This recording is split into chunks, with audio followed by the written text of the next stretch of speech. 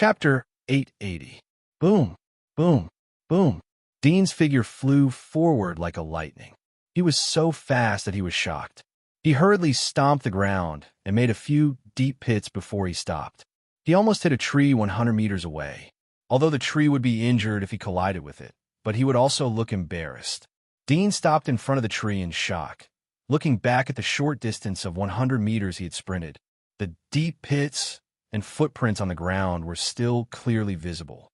He was stunned, and a trace of shock flashed in his eyes. Too fast, so fast that he couldn't adapt to it. He had thought of several possibilities. Although he was ready to exercise, he didn't think about using his full strength. But even so, the previous speed was faster than his full sprint speed.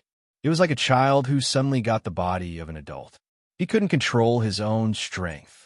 Dean had experienced this kind of explosive change before.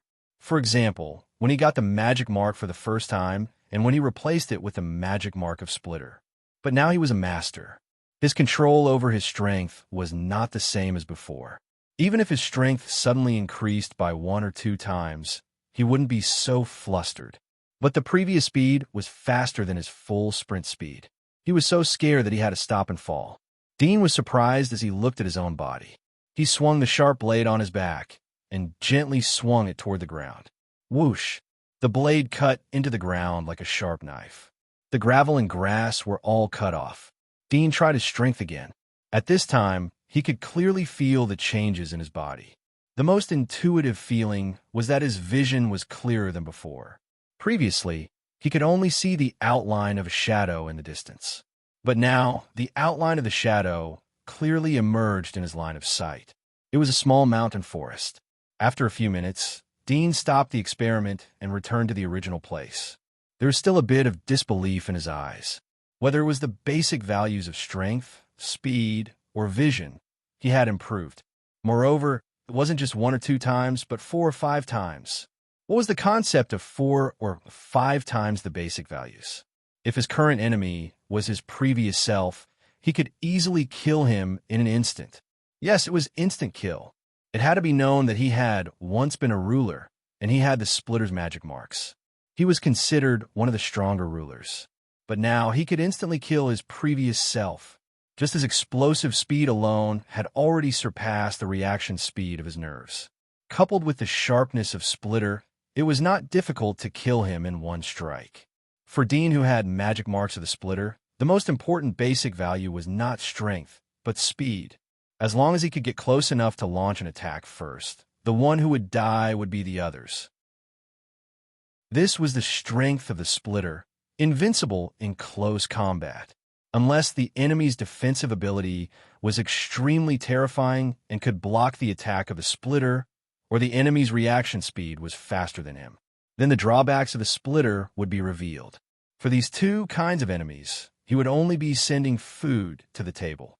With the weak defense of the Splitter, he could not kill the enemy, but he could be killed by the enemy.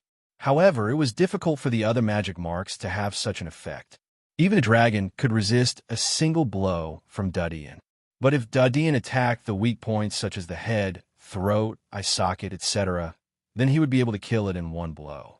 But it would require a faster reaction speed than the opponent, so that the opponent wouldn't be able to dodge. However, with the current physical fitness, Dean felt that the ordinary rulers were basically not his opponent. Because of this, he felt that it was unbelievable. Above the rulers was the legendary Abyss. Although he had seen an Abyss in the wilderness before, and the other party might even be an Abyss team, but for him, the Abyss was still an unreachable existence. It was only a step away, but it was like a moat. The key reason for this feeling was that the method to become an Abyss was too harsh and too mysterious. Even if he turned over the secrets of Sylvia, he couldn't find the specific method. But now, his strength was standing among the rulers. Although he couldn't say that he could kill all the rulers, but he knew that most of the rulers were not his opponent. Of course, most of the rulers were included in the scope of the entire kingdom of God. After all, there was a legendary magic mark like the supplicant in the giant wall. It was hard to guarantee that there wouldn't be other legendary magic marks in other giant walls. Sometimes strength didn't mean that you could kill all the low-level rulers. The most common example was the poisonous magic mark. If it was an extremely rare poisonous magic mark, then even the rulers could poison the abyss to death. At the end of the day, although there was a hierarchy, there was no absolute hierarchy. It was like the nobles and the civilians. No one could guarantee that the nobles wouldn't one day ask the civilians for help, but the probability was very low. Dean didn't know whether he was now an abyss or not. His understanding of the abyss was too little. Even Sylvia didn't have many records. After all, there was an abyss there.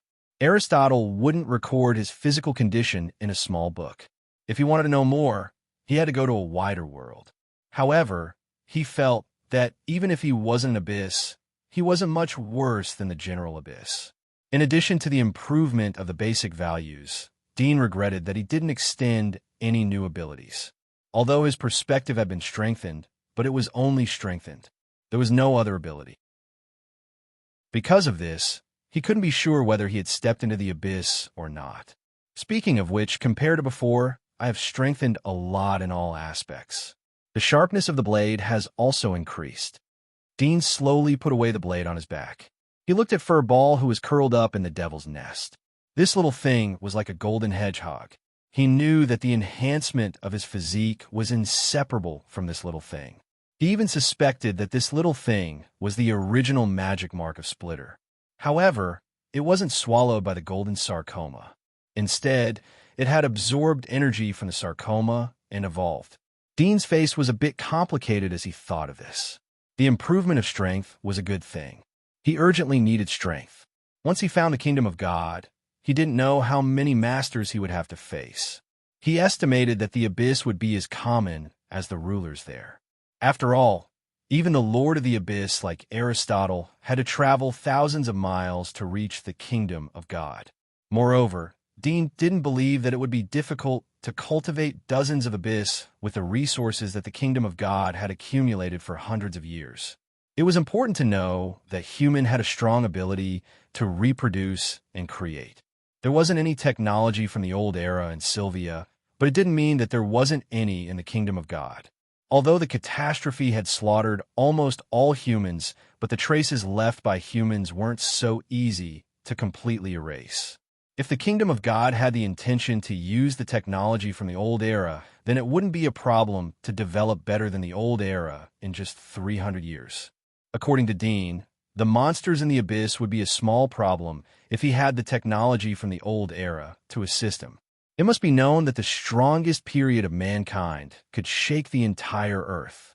Because of this, strength was extremely important to Dean. However, this time the increase in strength was a bit unclear. He couldn't tell whether the little thing in his chest would bring harm to him or not. His heart was a bit tangled. Dean was too lazy to care about it after thinking for a long time. There were enough problems in his body, so he wasn't in a hurry to deal with this one. After all, it was hard for him to refuse the temptation of improving his physique by 4 or 5 times. Dean felt a lot more relaxed after thinking about it. He packed up his things and took Aisha back to the town. Chapter 881. Candles were lit on the first floor of the hotel. From the window, Dean saw the proprietress sleeping soundly at the counter. The rest of the tenants were asleep in their respective rooms upstairs. The reason why the proprietress slept in the living room downstairs was not for the business at night, but because she was afraid that the tenants would not be able to find her when they woke up in the middle of the night. Dean knocked on the door. The proprietress woke up in a daze and muttered, "Who is it? It's not open at night." "It's me. Open the door," Dean whispered. When the proprietress heard Dean's voice, she felt it was familiar. She quickly remembered and suddenly woke up completely. Her face changed. She didn't expect Dean, the evil star, to come back. Wasn't he looking for trouble for her? After hesitating for a moment, she suddenly realized that the door would not be able to stop Dean. She hurriedly opened the door and saw Dean standing outside.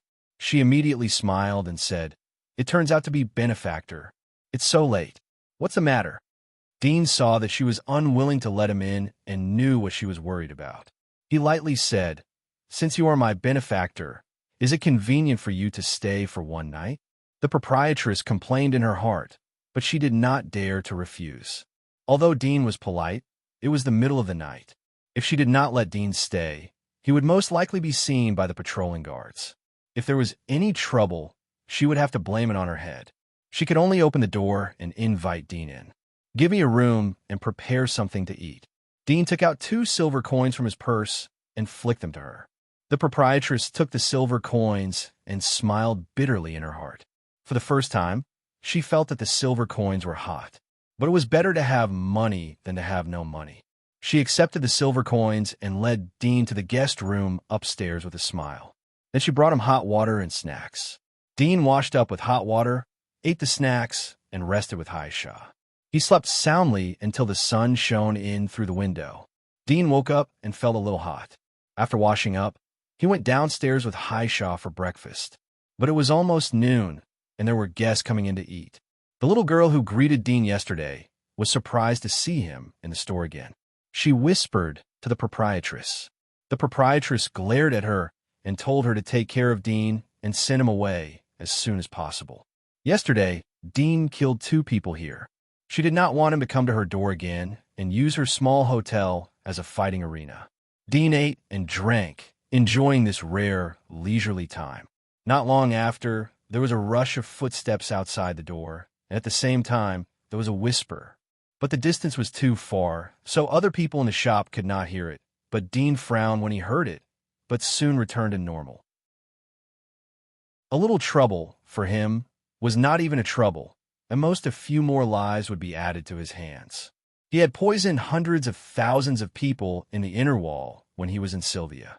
It wasn't a problem to kill millions of people if the army and the big shots didn't deal with this matter properly. Now he didn't care about killing people, not to mention that these people weren't good people, although they didn't deserve to die. But he didn't feel the slightest burden in his heart. Sure enough, after a few minutes, the hotel door was kicked open. 4 or 5 figures rushed in. The sunlight shone from behind them. Everyone looked at them and felt dazzled. "Who is the boss?" The young man shouted. Everyone saw that the young man had one eye. He was wearing a black eye patch. There was a bit of murderous aura around him. He looked like a fierce person. The proprietress behind the counter was shocked. She immediately saw the helpers behind the man. There were faces that she had seen yesterday. Her heart skipped a beat as she secretly complained. She secretly glanced at Dudian's direction and quickly walked over to those people. Dean was still eating and drinking as the proprietress walked towards them. He was not in a hurry. If it was too noisy, he didn't mind fighting again, although he knew that it would happen sooner or later, but he felt that it was necessary to give these people a little chance. At this moment, a weak voice came from his side. "Sir, you should run away. They are not to be trifled with." Dean looked at the little girl who tried to persuade him yesterday. Her eyes were full of anxiety. It didn't seem to be a disguise. Dean looked at her, and then at the proprietress who was trying to persuade the one-eyed youth. He sighed softly in his heart. "Don't worry. Continue to serve your dishes. By the way, bring me 2 sets of tableware." The little girl's eyes widened. Yesterday's tableware was used to kill people. Did Dean want to kill again? She didn't dare to ask. Her heart trembled, and she retreated. After Dean finished eating, he saw the proprietress was looking at him. Then the one-eyed youth also looked over. He knew that the matter had come. He played with the knife in his hand and was ready to fight. At this moment, there was a sudden sound of hooves outside. There was more than one horse. Dean's eyes moved slightly as he looked up. The sound of hooves stopped in front of the hotel. The one-eyed youth who was ready to come forward to find trouble with Dean raised his eyebrows. He was not in a hurry to fight. He turned his head and saw several knights in silver armor lifting the curtain and coming in. Their eyes swept over the pub. They completely ignored the one-eyed youth and the others in front of them. They looked at the proprietress wearing a headscarf. "Are you the proprietress?" The one who asked the question was a middle-aged knight. He was very accurate in looking at people. From the way the proprietress dressed, he roughly judged that she was one of the people here. The proprietress was surprised. Her face changed. She quickly put on a smile and said, "Sirs, I am the proprietress here. Would you like to stay or eat?" The middle-aged knight waited for her to come forward and whispered, "Is there a lord called Dean living here?" "Dean?" The proprietress froze for a moment. She couldn't help but look at Dean, who was not far away. Dean knew that the middle-aged knight should be the person sent by the Lord. He immediately glanced at the middle-aged knight. The middle-aged knight followed the gaze of the proprietress. He saw Dean calmly glance at him. He immediately understood that Dean was most likely the Lord he was looking for. He quickly stepped forward and said, "Excuse me, are you Lord Dean?" Dean nodded slightly. "Is the Lord looking for me?" The middle-aged knight's attitude was more respectful. "Yes, sir. The Lord asked me to bring a letter to you. He said that there is a banquet being held in the capital. He asked if sir would like to go together." "Banquet? King's capital?" Dean's eyes slightly moved. He immediately knew what the Lord meant.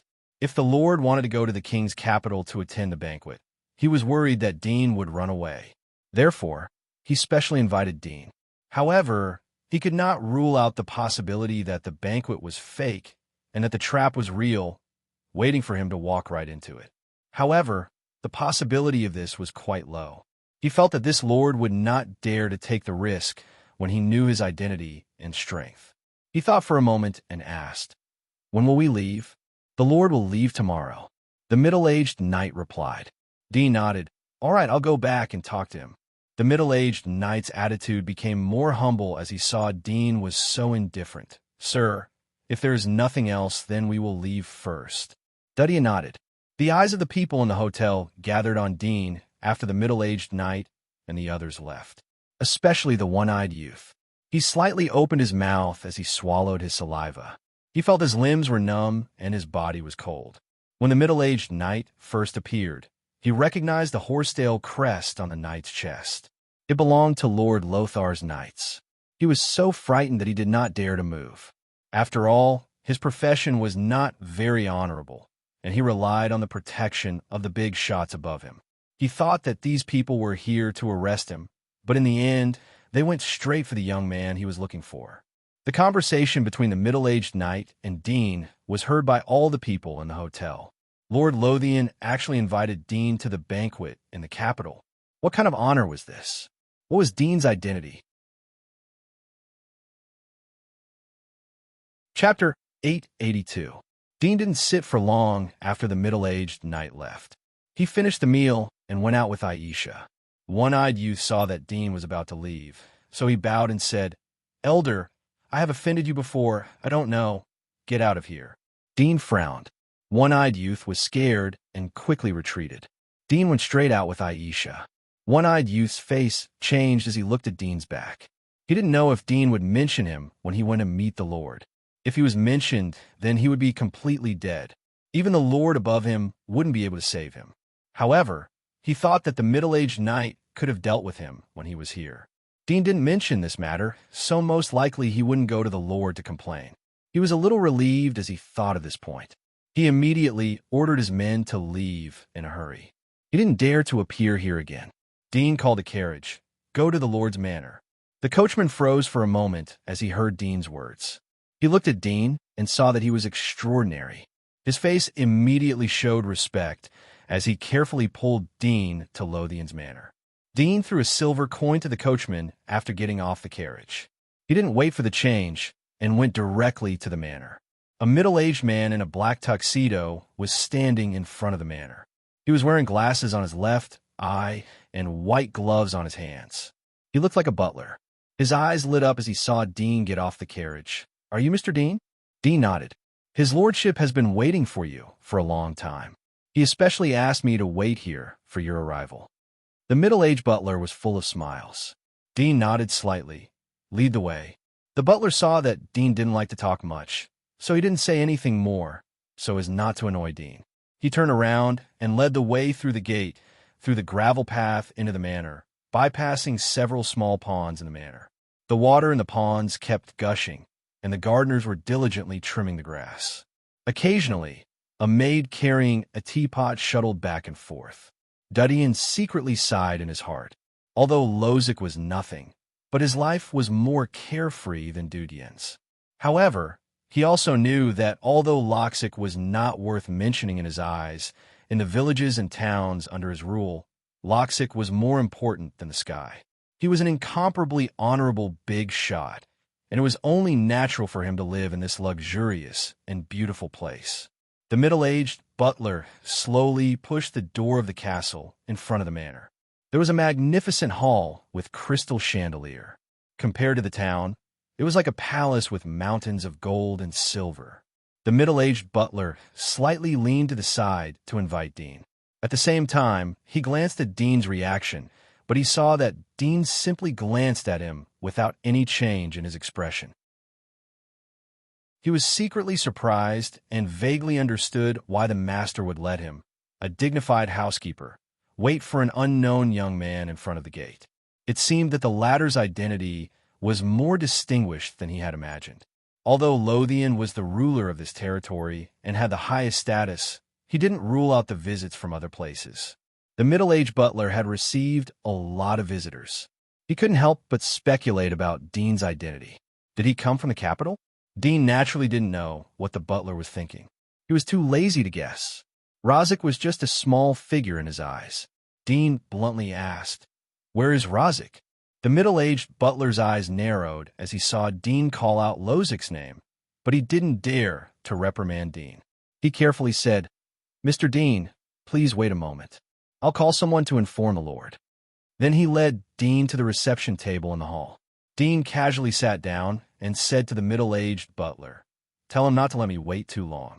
The middle-aged butler quickly replied, "Yes, yes." But he was in awe. He immediately turned to call someone. Dean grabbed the fresh and delicious fruits on the table. He wiped them and ate them. The fruits were washed, and there were little water stains on them. They were tempting like dewdrops. He was too lazy to be polite with Lothian. A woman's voice came from the stairs.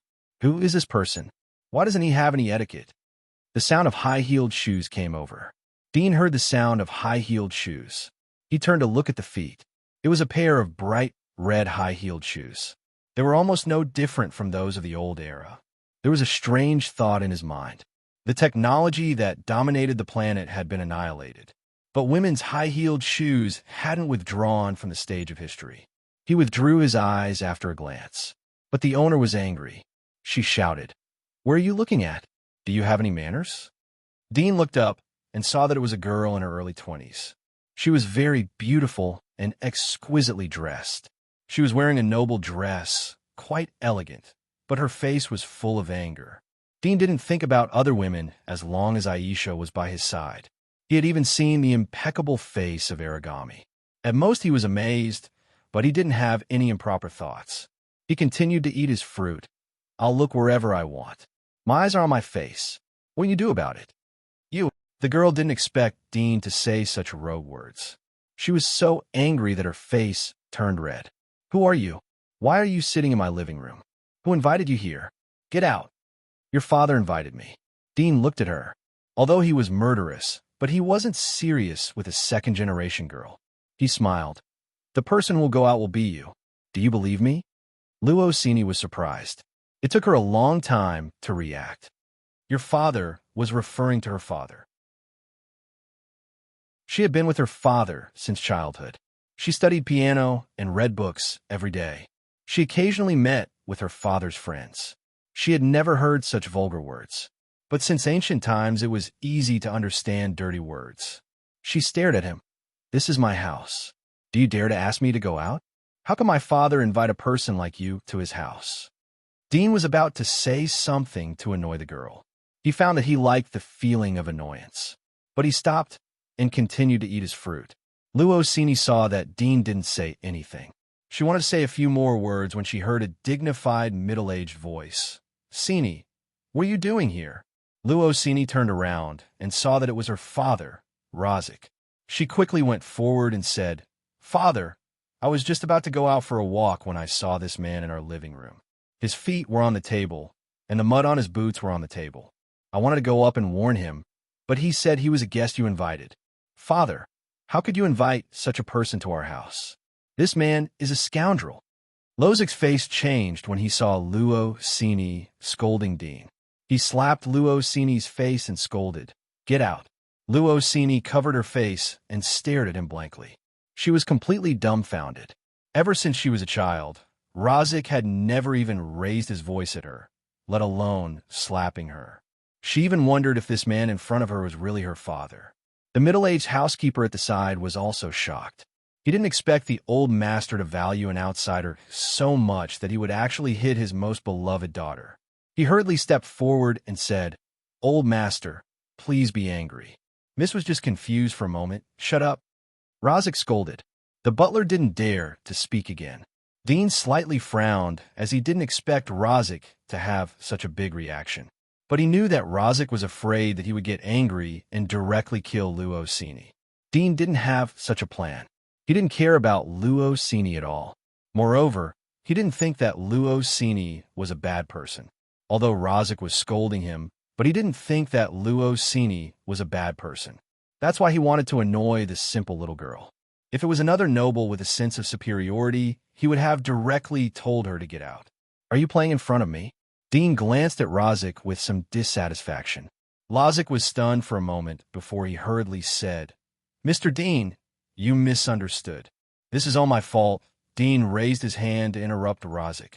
"Okay, let the others go out. Let's talk."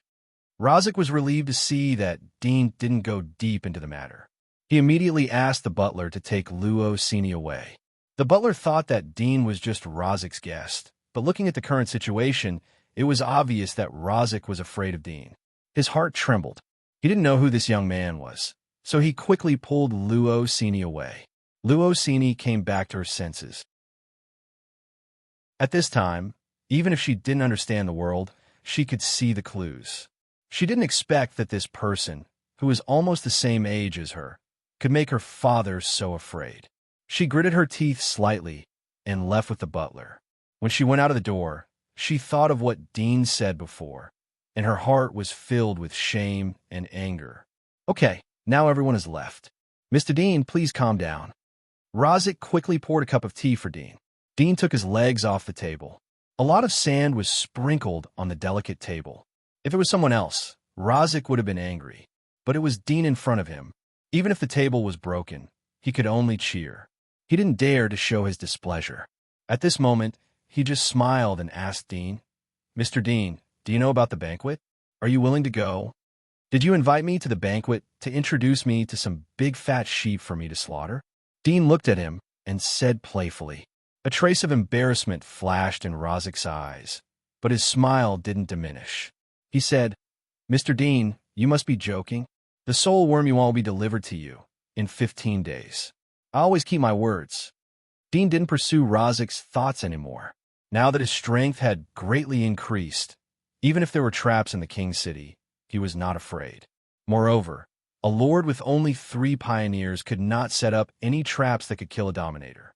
Otherwise, those who competed with Razik for the territory would be the first to suffer. The reason why he came to negotiate was indeed to attend the banquet. Now that the crisis in his body had been temporarily resolved, he wasn't in a hurry to get the parasitic soul worm. Although the parasitic soul worm was very rare, and its comprehensive ability was more comprehensive than the splitters. It had an extremely strong survival ability and an extremely strong attack ability. However, if he wanted to replace the devil mark, his strength would be greatly reduced in a short period of time. It would take at least half a year for him to adapt to the devil mark's attack method. Moreover, if he only obtained 1 supplicant parasitic soul worm, it wouldn't be of much use to him unless he obtained 5 and deified them. Only then would he be able to recover his sovereign rank strength. However, obtaining 5 supplicant parasitic soul worms would take a lot of time. He couldn't just kidnap 5 lords in one go and buy supplicant soul worms for him. The reason why he attended the banquet was that since he had come to the giant wall, he was not in a hurry to travel. It might be beneficial for his future development in the kingdom of God if he had a deeper understanding of the place. Secondly, he felt that there was a big difference between the giant wall and Sylvia. Even a number 1 legendary parasitic soul worm was for sale. It should not be lack of money, but it showed that there was no shortage of legendary magic marks here. In the case that there was no shortage of magic marks, the number of strong people here was much more than in Sylvia. It could be seen that there were 3 pioneers as guards for a single lord. In the case of a large number of pioneers, the number of dominators would naturally be higher. There might even be more than 1 abyssal walker above the dominator level. Maybe he could inquire about the way to advance to the abyss from here. Let me ask you, who is the strongest person here? How is his strength? Dean asked Rozek. Rozek was stunned and could not help but glance at Dean. He didn't dare to lie, so he immediately told the truth.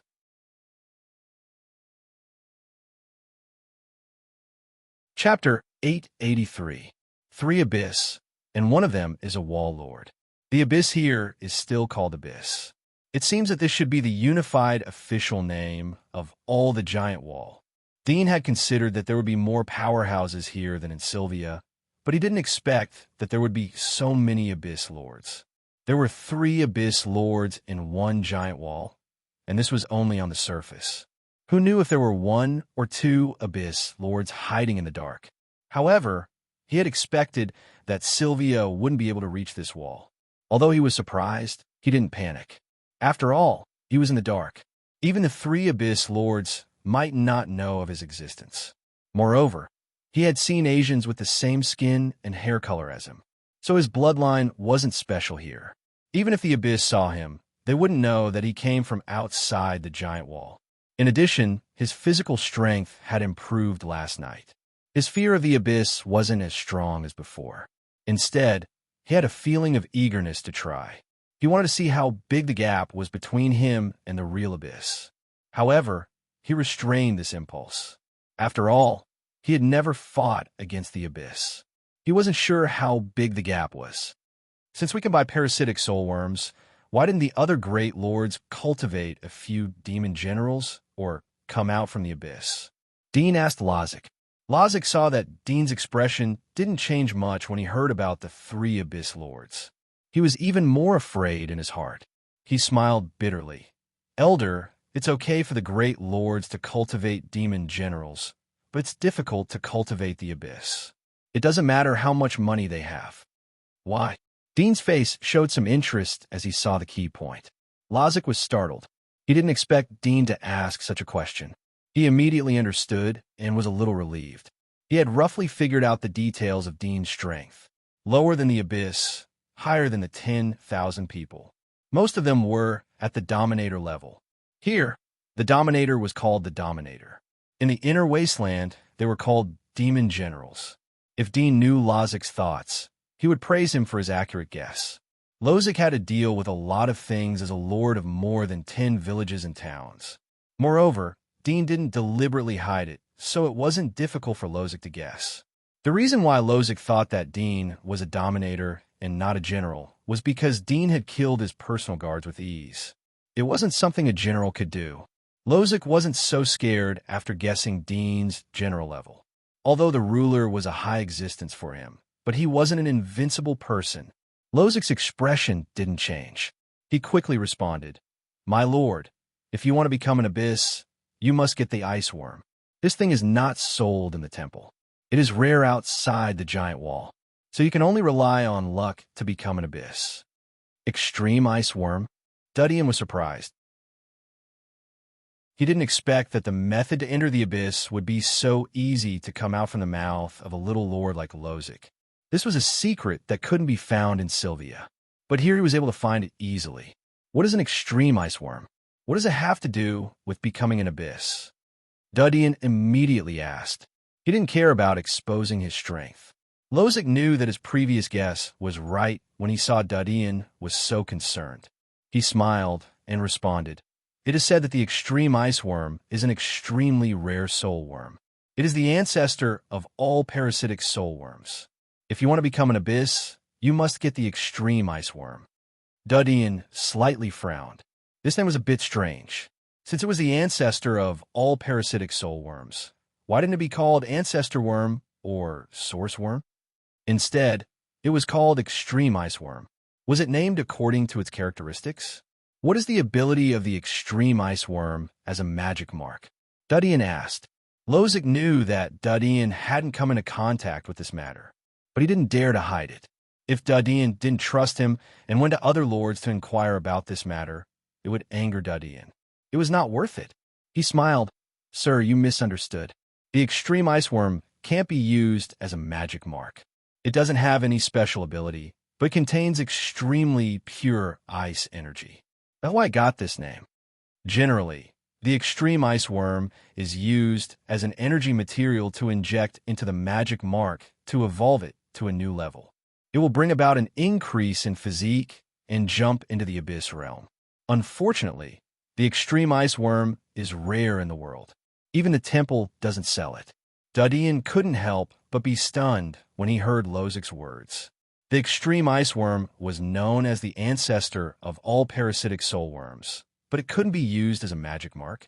It could only be used as an evolution material for magic marks. He was suspicious, but after thinking about it for a while, he felt relieved. He felt that Razik would not lie to him. It would be strange if the extreme ice worm was the exclusive magic mark of the abyss, because it meant that all the abyss were the magic marks of the extreme ice worm and had the same ability. The mysterious path to the abyss was unexpectedly opened. Dadian thought that the method to enter the abyss was in the hands of a few high-level members of the God's Kingdom. He didn't expect that the little lord of the giant wall would know about it. This information was mostly leaked from the temple. If the temple was the Monster Research Institute, then the attitude of the Monster Research Institute in the giant wall was a bit thought-provoking. Are you sure? Dadian stared at Lozic. There was a hint of murderous intent in his eyes. Lozic's face slightly changed. It's absolutely true. If you don't believe me, you can ask other lords. The murderous intent in Dean's eyes converged. I want to know all the information about the ice worm. I want to know where it lives, habits, shape, and so on. Give me everything. Lozic's face turned bitter as he said, My lord, I really don't know about this. I only know a little about the extreme ice worm, and I've already told you about it. I don't care about anything else. This thing has nothing to do with me. Even if it appeared in front of me, I wouldn't dare to take it. Therefore, I don't have a deep understanding of this thing.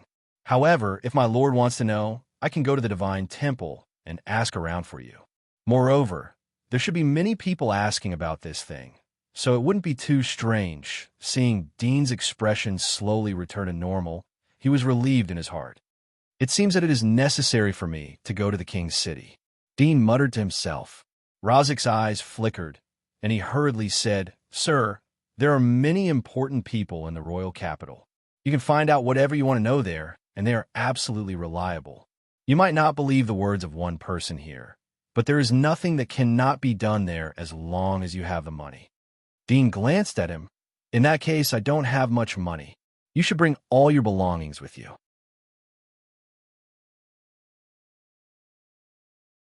Chapter 884. Dean didn't joke with Razik. The next day, Razik exchanged all the rare gems, gold coins, antiques, and other valuable items in his vault for royal gold notes. He emptied the inventory of all the banks in the territory. There was still a lot of agate, jadeite, famous carvings, and rare antiques left. He packed them into the carriage and prepared to haul them to the king's city. Of course, Lozic was reluctant to part with the wealth that he had accumulated over the years. But he didn't expect that Dean would directly dismantle his small vault and check his account book. If it wasn't for the fact that he didn't have a lot of inventory in his territory, then Dean would have sold his manor as collateral. They set off early the next morning. Dean and Razik were sitting in the same carriage. One was frowning while the other was calm. They were leisurely leaning against the window, enjoying the scenery along the way. Dean talked to Aisha from time to time about the scenery outside. Aisha didn't say much and remained silent. This strange situation naturally attracted Razik's attention, but he didn't ask much. Dean controlled the heat in his body to the level of a pioneer. Not too high nor too low. If it was too low, it would be more eye-catching if he followed Razik with his identity. This time, he would act as Razik's personal guard in the banquet. Are there many lords invited to the banquet? Sir, there should be 40 or 50. But I don't know how many will come. Why are there so many lords invited? This is a banquet hosted by the Rose Lord. It is said that there are important things to discuss. I'm not sure either. We will know when we get there. Dean chatted with Razik from time to time and asked about the situation in the king's city. In the blink of an eye, a day passed. They set off in the morning and arrived at the king's city at sunset. They stayed in the carriage for the whole day. They passed through 4 or 5 territories on the way, but Razik showed his identity so the road was unimpeded. They even had lunch in one of the territories. Dean gradually understood that although the lords competed with each other for resources and territories, but some of them cooperated with each other and traded with each other. Many of them formed alliances to resist the other lords. The 5 territories that they passed through today belonged to the lords that had formed an alliance with Lozic. Lozic was only a member of the alliance, but not the leader. It would only take 2 or 3 hours to go straight from Rozic's territory to the king's city. But today they had to bypass the hostile lords' territories, so they wasted a lot of time. Dean didn't have an in-depth understanding of the situation between the lords. Looking at the towering wall in front of him, he was surprised by the king's city. The height of the wall was 200 or 300 meters, which was equivalent to more than half of the height of the sidewall. In his impression, besides the giant wall, this was the tallest wall he had ever seen. If it was an ordinary person, he would be more shocked when he looked up at it.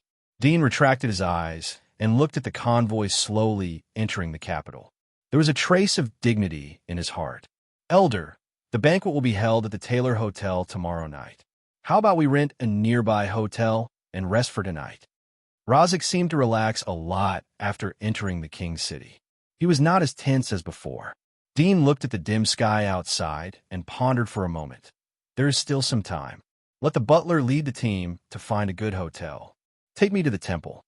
He had asked on the way and knew that the temple would close at 8:30 in the evening. It was still early. Rozic didn't expect Dean to be so impatient. He smiled. "Elder, isn't this a bit too urgent? How about we go tomorrow?" "Now," Dean flatly said. Rozic sighed in his heart as he saw that he couldn't change Dean's mind. "All right, I'll tell the butler." After a moment, Rozic didn't forget to tell the butler, "If you see them, say hello to them for me. Tell them that I have something to do." The butler complied. Duddian knew that they referred to the other lords. In fact, they were slightly stronger than Lozic. That's why Lozic didn't want to neglect them. Rozic ordered the coachman to leave the convoy and go to the temple. After entering the king's city, Dean felt as if he was in the king's city of Sylvia. The streets were clean, the shops were lively, and there were a large number of tourists. But the style of the two cities was very different.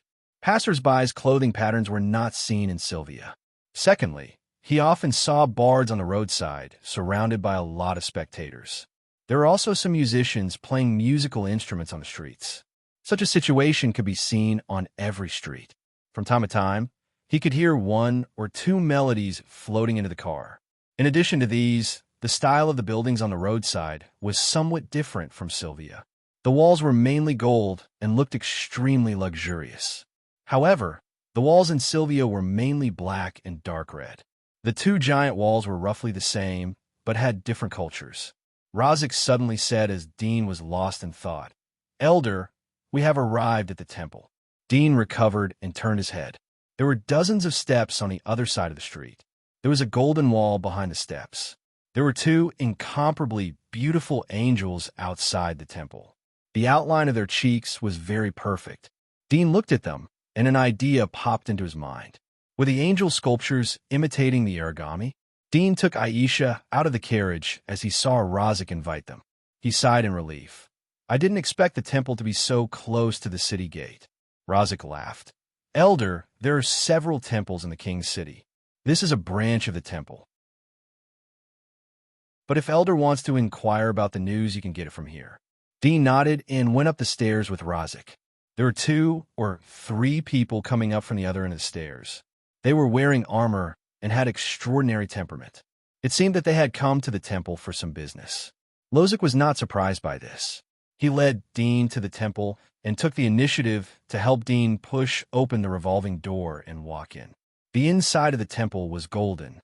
It was a bit modest to say that the entire temple was made of gold. Dean glanced at it and sighed in his heart. The temple was really rich. There were many people standing in the hall. It was a bit similar to a bank. There were 4 or 5 counters, and there was a queue outside. Dean was about to go to the queue when Rozic pulled him. "Elder, let's go to the VIP room and take a rest." Dean raised his eyebrows. Although he looked down on Lozic, the latter was a lord. His status was much higher than that of the average person. Razik led Dean and Aisha to a room next to the hall. There was a desk in the room. An old man wearing a dark red robe was sitting behind it. He was drinking coffee. He put down the coffee as he saw Razik and Dean come in. He got up and said, "This is the VIP room. Who are you?" Razik raised his hand and showed a medal. The pattern on it was the same as the one on the flag in his manner. There was a glimmer of light in the old man's eyes. He nodded and smiled. "Lord Razik, I've heard a lot about you. Please sit down." Razik asked Dean and Aisha to sit down. Dean looked around. There was a trace of seriousness in his eyes. Everything here was too similar to the banks of the old era. He thought that the temple was extremely sacred. He didn't expect that it was like an office. Was it intentional or unintentional? One had to know that the Magical Creature Research Institute was behind this temple, and the headquarters of the Magical Creature Research Institute was in the Divine Kingdom. If it was intentional, it meant that the things of the old era had not been completely annihilated, but were in the hands of a few big shots in the Divine Kingdom. The old man was surprised. The supplicant is on the top of the legendary monster list. It's very expensive. Lord Razik, are you really going to buy it? As a person who specialized in serving distinguished guests, the old priest naturally had some understanding of the various feudal lords. Otherwise, he would not have been able to recognize Loxic's name just by looking at his family crest. Although he might not remember Loxic's appearance, he had long since memorized Loxic's name and information. He did not expect that with Loxic's wealth, he would actually intend to buy a supplicant. Could it be that he was preparing to stake everything on a single gamble? When the old grand official thought of the few hostile suzerains that Razik had to face, his gaze flickered slightly, and he looked at Razik calmly. "That's what you mean." Razik said, "Can I buy it?"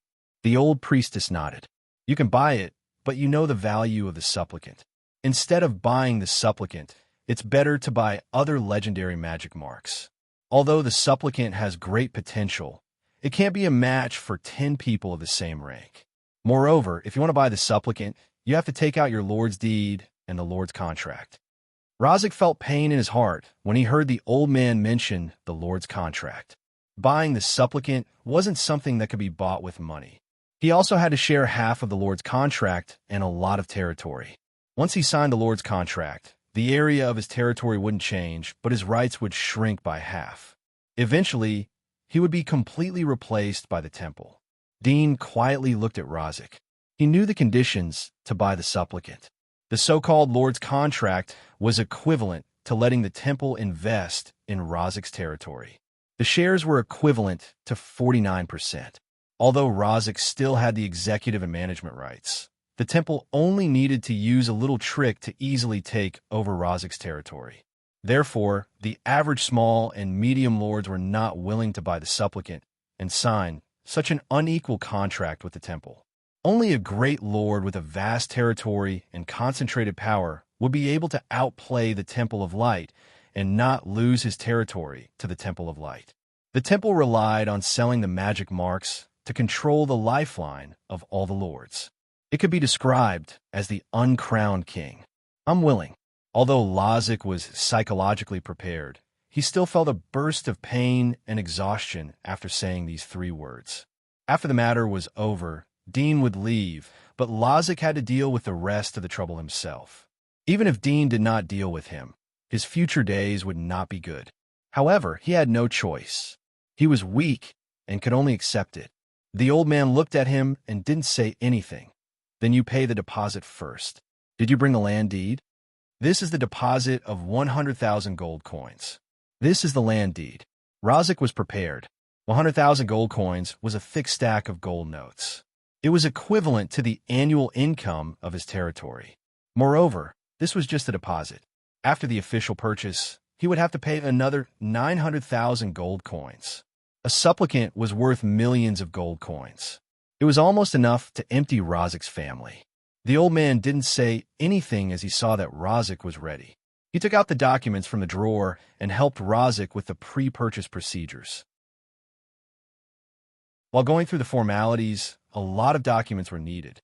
During this period, the old priest called over several groups of people, including the temple lord of the divine temple, who was present in person as a witness, and stamped his fingerprint. The procedures were finally completed after half an hour. The old man exhaled, smiled, and said, "Sir, you can go back now and wait. 10 days later, we will inform you of the result by mail." Razik squeezed out a smile. He put away the documents and turned to Dean. "Let's go." Dean was sitting next to Razik. He said, "Don't forget about the ice worm." Compared to the purchase of the supplicant, he was more concerned about the ice worm. From Lozik's description, he had a guess in his heart. Could the crystal desolate worm he met in the Earth Dragon Cave of the Amelie tribe be the extreme ice worm?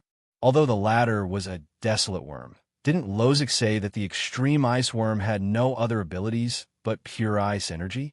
That crystal desolate worm could freeze flames. That method had already surpassed the concept of ice. With his scientific knowledge, he could not explain it at all, other than the fact that it was too big. This thing completely matched the image of the extreme ice worm in his mind. Razik patted his head as he heard Dean's words. He turned to the old man. "I want to know more about the ice worm. For example, its appearance and living habits." The old clergyman was surprised. He looked at Dean and then at Lozik. He thought that Dean was Lozik's guard, but now it seemed that Dean's status was higher than Lozik's. He glanced at Dudian. He didn't remember such a person, but he didn't think much about it. He nodded. "No problem. I'll find him for you." "Thank you." Razik thanked the old man. Dean's eyes flashed. He didn't expect the old man to be so direct. He didn't make any request. Perhaps the Temple of God did not care about revealing the extreme ice worm's information. Once it was obtained by a lord like Razik, it would be a good thing. Perhaps Razik would sell it to them directly. Even if he did not sell it, they would most likely keep an eye on Razik's movements. Once Razik obtained it, it would not be difficult to snatch it from him.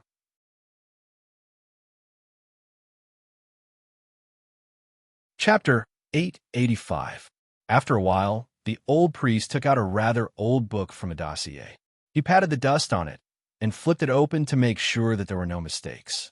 He turned around and handed it to Razik. "Sir, this secret book has recorded the relevant information about the extreme ice worm, including its verified appearance, habits, and abilities. There are also some rumors and stories about the wanderers that we've collected. You can use it as a reference." He paused for a moment and continued. "This book is very precious. Elder, you can read it, but you can't spread it out." Razik replied politely, "Of course. I'll read it here. You go ahead." The old priest nodded and turned to busy himself with his own business. Razik sat on the sofa and pretended to open the book. Then he handed it to Dean, who had been waiting impatiently for a long time. Dean saw that the book was not thin, estimated to have hundreds of pages. He slowly opened it, and there was a trace of nervousness in his heart. There was no superfluous nonsense at the beginning of the book, and there was no extension or indication. After all, it was not a novel, and the purpose was not to attract people to read it. When he turned to the second page, a sketch of the monster appeared in front of Dean. Dean was shocked as he saw the shape of the monster. There was a trace of disbelief in his eyes. His guess turned out to be right. This extreme ice worm was actually the crystal desolate worm. Dean was startled for a moment. He was excited. For the first time, he felt that he was blessed by God. Although he was lucky in the past, but he had to pay a big price for it. He even almost lost his life. For example, he almost became a tonic for the splitter when he got the magic marks of the splitter. Although he survived in the end, and it was a blessing in disguise, but fortune and misfortune were interdependent. He didn't think that God was taking care of him, but he saved himself. He had to rely on himself to fight for his luck. But this time, he felt as if he had been struck by luck. Although he almost lost his life in the battle with the crystal worm, he had to rely on Aisha's help to defeat the crystal worm. But for him, the danger had long passed. The crystal worm's body was of research value in his eyes, but he didn't expect that it was the key to the abyss. It felt like he had picked it up for free. Didn't this mean that he could become the abyss right now? Dean felt a bit unreal as he thought about this. He was ready to sneak into the kingdom of God and secretly inquire about the information. Maybe after a few years, he would be able to master the method to enter the abyss. But now, the key to the abyss was in his hands. "Elder?" Razik saw Dudian's face change. He couldn't help but call out. Dean came back to his senses and ignored him. He impatiently flipped down the sketch. The pattern on the sketch was similar to the crystal worm's shape. In addition, there were length, width, and other data next to it. Therefore, he felt that this was the crystal worm. But there were countless monsters in the world, and there were similar monsters. He needed to see other information to be completely sure. After reading 4 or 5 pages, Dean exhaled. Yes, the crystal worm was indeed the same as the ice worm. Whether it was the form, the ability, the living habits, the fighting form, or the state after death, it was the same as the crystal worm. He even felt that the information was based on the description of the crystal desolate worm that he had met. There was not the slightest error in what he had seen. There were some legends about the ice worm. In these legends, there were figures of the god of war, monsters, and so on. Dean skimmed through a few times and saw some more mysterious statements. It was said that the ice worm came from the far north and there were gods living there. Although the legend was not credible, it wasn't completely false. Dean knew that the far north was the North Pole of the old era. The ice worm's ability was linked to the Arctic and the South Pole. Perhaps the ice worm really liked to live in the North Pole. There was a trace of hope in his heart. If there was a chance, he could go to the North Pole. If there was a colony of ice worms, then it would be a big profit. Perhaps the extreme ice worms, which were rarely seen here, could be found everywhere over there. Dean sobered up after thinking about it. He didn't even know where he was now, let alone go to the North Pole. Moreover, there was an ocean in the middle. Even if he could fly, would it be difficult to cross the ocean to the North Pole, in case there was a flock of birds gathering over the ocean? Moreover, there were monsters everywhere on the land. He didn't know the situation in the ocean. If the sea was affected, then the situation would become numb. Thinking of this, the excitement in his heart calmed down a lot. There was even a trace of melancholy. If the creatures in the ocean mutated and demonized, would the Earth still be the original Earth? Even if all the monsters were expelled and all the giant walls were broken, then the land would be surrounded by the ocean. What's the difference between the giant wall and the land? It would just be a big sheep pen. After a moment of silence, Dean suddenly couldn't help but laugh. He was really daring enough to think about it, not to mention whether the sea creatures were demonized or not. Even if they were, it would have nothing to do with him. Expelling the monsters on land was just a fantasy for him. The difficulty was thousands of times more difficult than becoming the Abyss. But now, he was just a survivor who had just obtained the Abyss key. Even if he stepped into the Abyss, it was nothing. In the past, Dean would have thought that the Abyss should be regarded as the top of the human world after the disaster. But now he knew that there were 3 Abyss in the giant wall. Coupled with the fact that Aristotle had gone to the kingdom of God, he knew that the Abyss could only be regarded as the top in the kingdom of God. But there was still a long way to go to the real top. The water in the kingdom of God was so deep, not to mention the countless monsters on the land. Dean shook his head and didn't think much about it. He knew that he still had some thoughts of the old times. He hoped that one day he could break free from the shackles of the giant wall and return to the old world again. But he also understood that the times were different. Even if he wanted to change many things, he was powerless and it was difficult to achieve. His dream of breaking the giant wall when he was a scavenger was getting weaker and weaker, because the more powerful he was, the more he saw the difficulty of breaking the giant wall. He didn't have that kind of drive and fantasy anymore. He only hoped to restore Aisha to her original state, and he would be satisfied. Razik, Dean, and Aisha left the temple after returning the book to the old priest. The sky was completely dark at this moment. The street was very lively, especially the area near the temple, which was surrounded by several large shops. It could be said that it was one of the busiest streets in the vicinity. Rosic and Dean returned to the hotel. "Give me some money. I plan to go around in the next few days."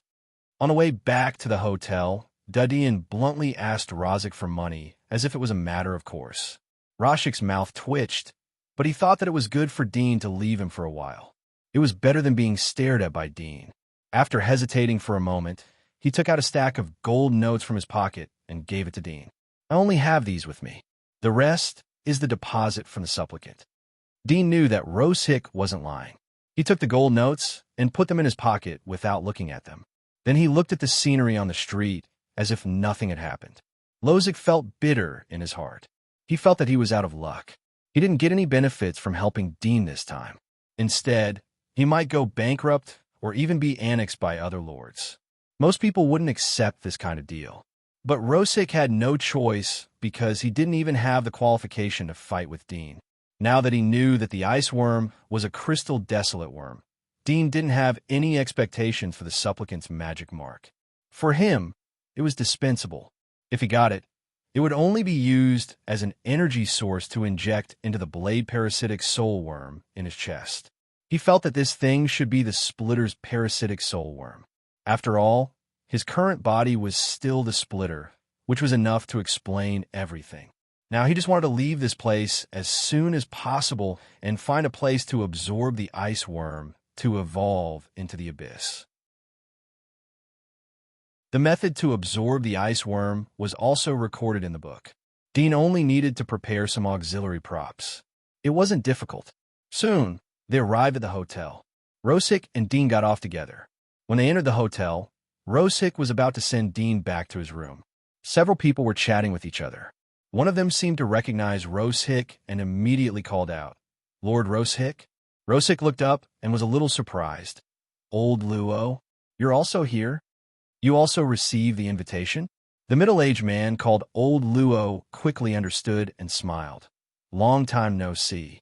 Come to my room tonight and chat for a while." Rosic glanced at Dean, who was next to him. Dean didn't intend to pay attention to Rosic's private communication. "You go ahead. I'm a little tired." Rosic immediately nodded to Old Luo and smiled. "Then let's go to your room tonight." Old Luo and the people next to him looked at Dean in surprise. Old Luo knew Rosic's identity. Although the people next to him didn't know Rosic, they knew what kind of person Rosic was when Old Luo called him Lord. However, it seemed that Rosic was in awe of Dean. They couldn't help but look at Dean a few more times. They secretly tried to figure out Dean's identity in their hearts. However, they were high-ranking people. Although they were paying attention in their hearts, they smiled on the surface and didn't show it. Dean didn't let Rosic accompany him. He went upstairs with Aisha.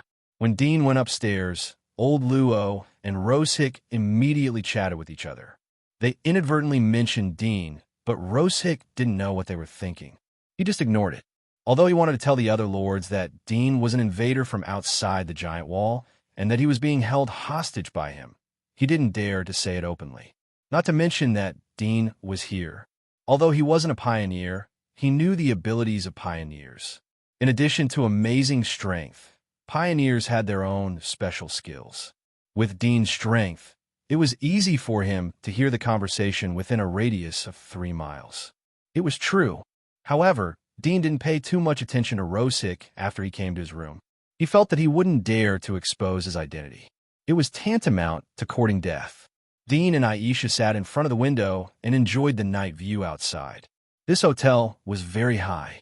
The distant and close-up view outside was very beautiful. The lights were brilliant. Such a beautiful night view showed that this hotel was of a very high grade. Dean talked to Aisha about the interesting things outside while thinking about what to do after absorbing the ice worm. Once he became an abyss, he would be able to continue his journey. There was no difference whether he wanted the supplicant or not. If it was used as a supplement, the supplicant would be no different from the other weaker legendary parasitic soul worms. They would all be at the same level. As he thought about it, the night was getting darker. Dean was also sleepy. He carried Aisha to the soft big bed and hugged each other to sleep. In the middle of the night, Dean was awakened by a whisper. The voice wasn't loud, but it was somewhat loud in his ears. Plus, he had slept very comfortably after entering the giant wall these days, so he wasn't particularly sleepy. Dean tried to discern the source of the whisper. He found that the whisper came from a room on the 2nd or 3rd floor. He also heard Rozic's voice. It was Rozic's voice that woke him up. He thought that Rozic had come to wake him up. Dean frowned slightly when he thought of the person who greeted Rosic. He took out his pocket watch and looked at the time. He had slept for less than 2 hours. It was just 12 o'clock. For some people who liked nightlife, it wasn't too late. When he was about to go back to sleep, he suddenly frowned and carefully listened to the conversation of Rosehip and others. After a moment, the whisper stopped. The meeting was over. Dean thoughtfully glanced downstairs with his X-ray vision. His eyes passed through several rooms, only to find that some people were asleep and some were awake. They were doing indescribable things with their female companions. There were guards waiting by the windows in several rooms, all of whom were at the level of pioneers. In a room where Rosehip was talking, 5 people dispersed and went out one after another. Dean withdrew his gaze and recalled their conversation. The purpose of the banquet? Is it related to the abyss?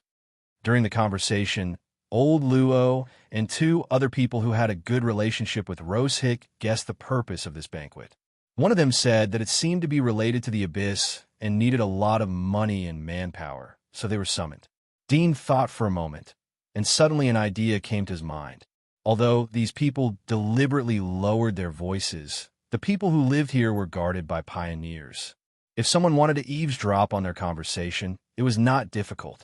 Could it be that the person who spread the news about the abyss deliberately said so?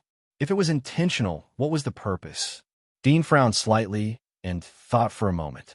In the end, he still couldn't think of any reason. He didn't think anymore and closed his eyes to sleep. Dean left the hotel at dawn with Aisha. He didn't say goodbye to Rosehip, but when he went out, he bumped into Rashik's daughter, Losini. Dean didn't expect the little girl to get up so early. He glanced at her and didn't say anything.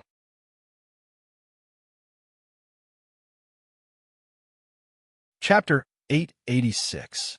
After leaving the hotel, Dean called a carriage and prepared to go out of the city.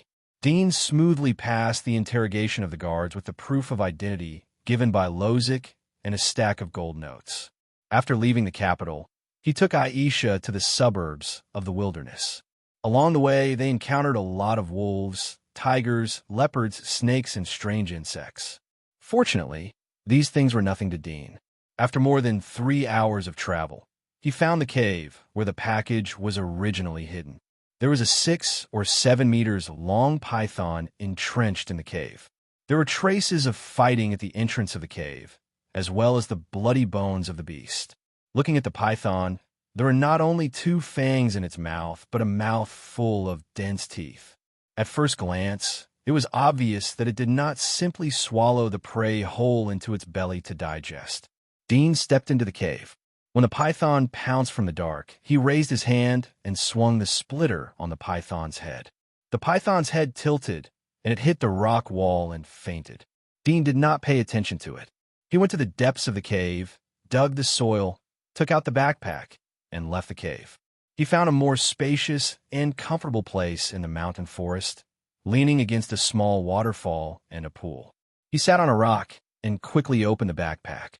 He glanced at the bottom of the backpack and picked up the sealed jar of crystal worm. Using his X-ray vision, he saw that it was full of dark silver mucus. Dean's eyes were dignified. He used the splitter to lift the lid of the jar and saw that it was full of silver mucus. It seemed to be solidified, but it also seemed to be flowing. Dean was already prepared. His figure flashed and disappeared from the place. After a moment, he came back like a gust of wind. In his hand was a tiger that was 3 or 4 meters long. The tiger was held by Dean like a big cat. It struggled and roared, but no matter how it twisted its head, it couldn't bite Dean.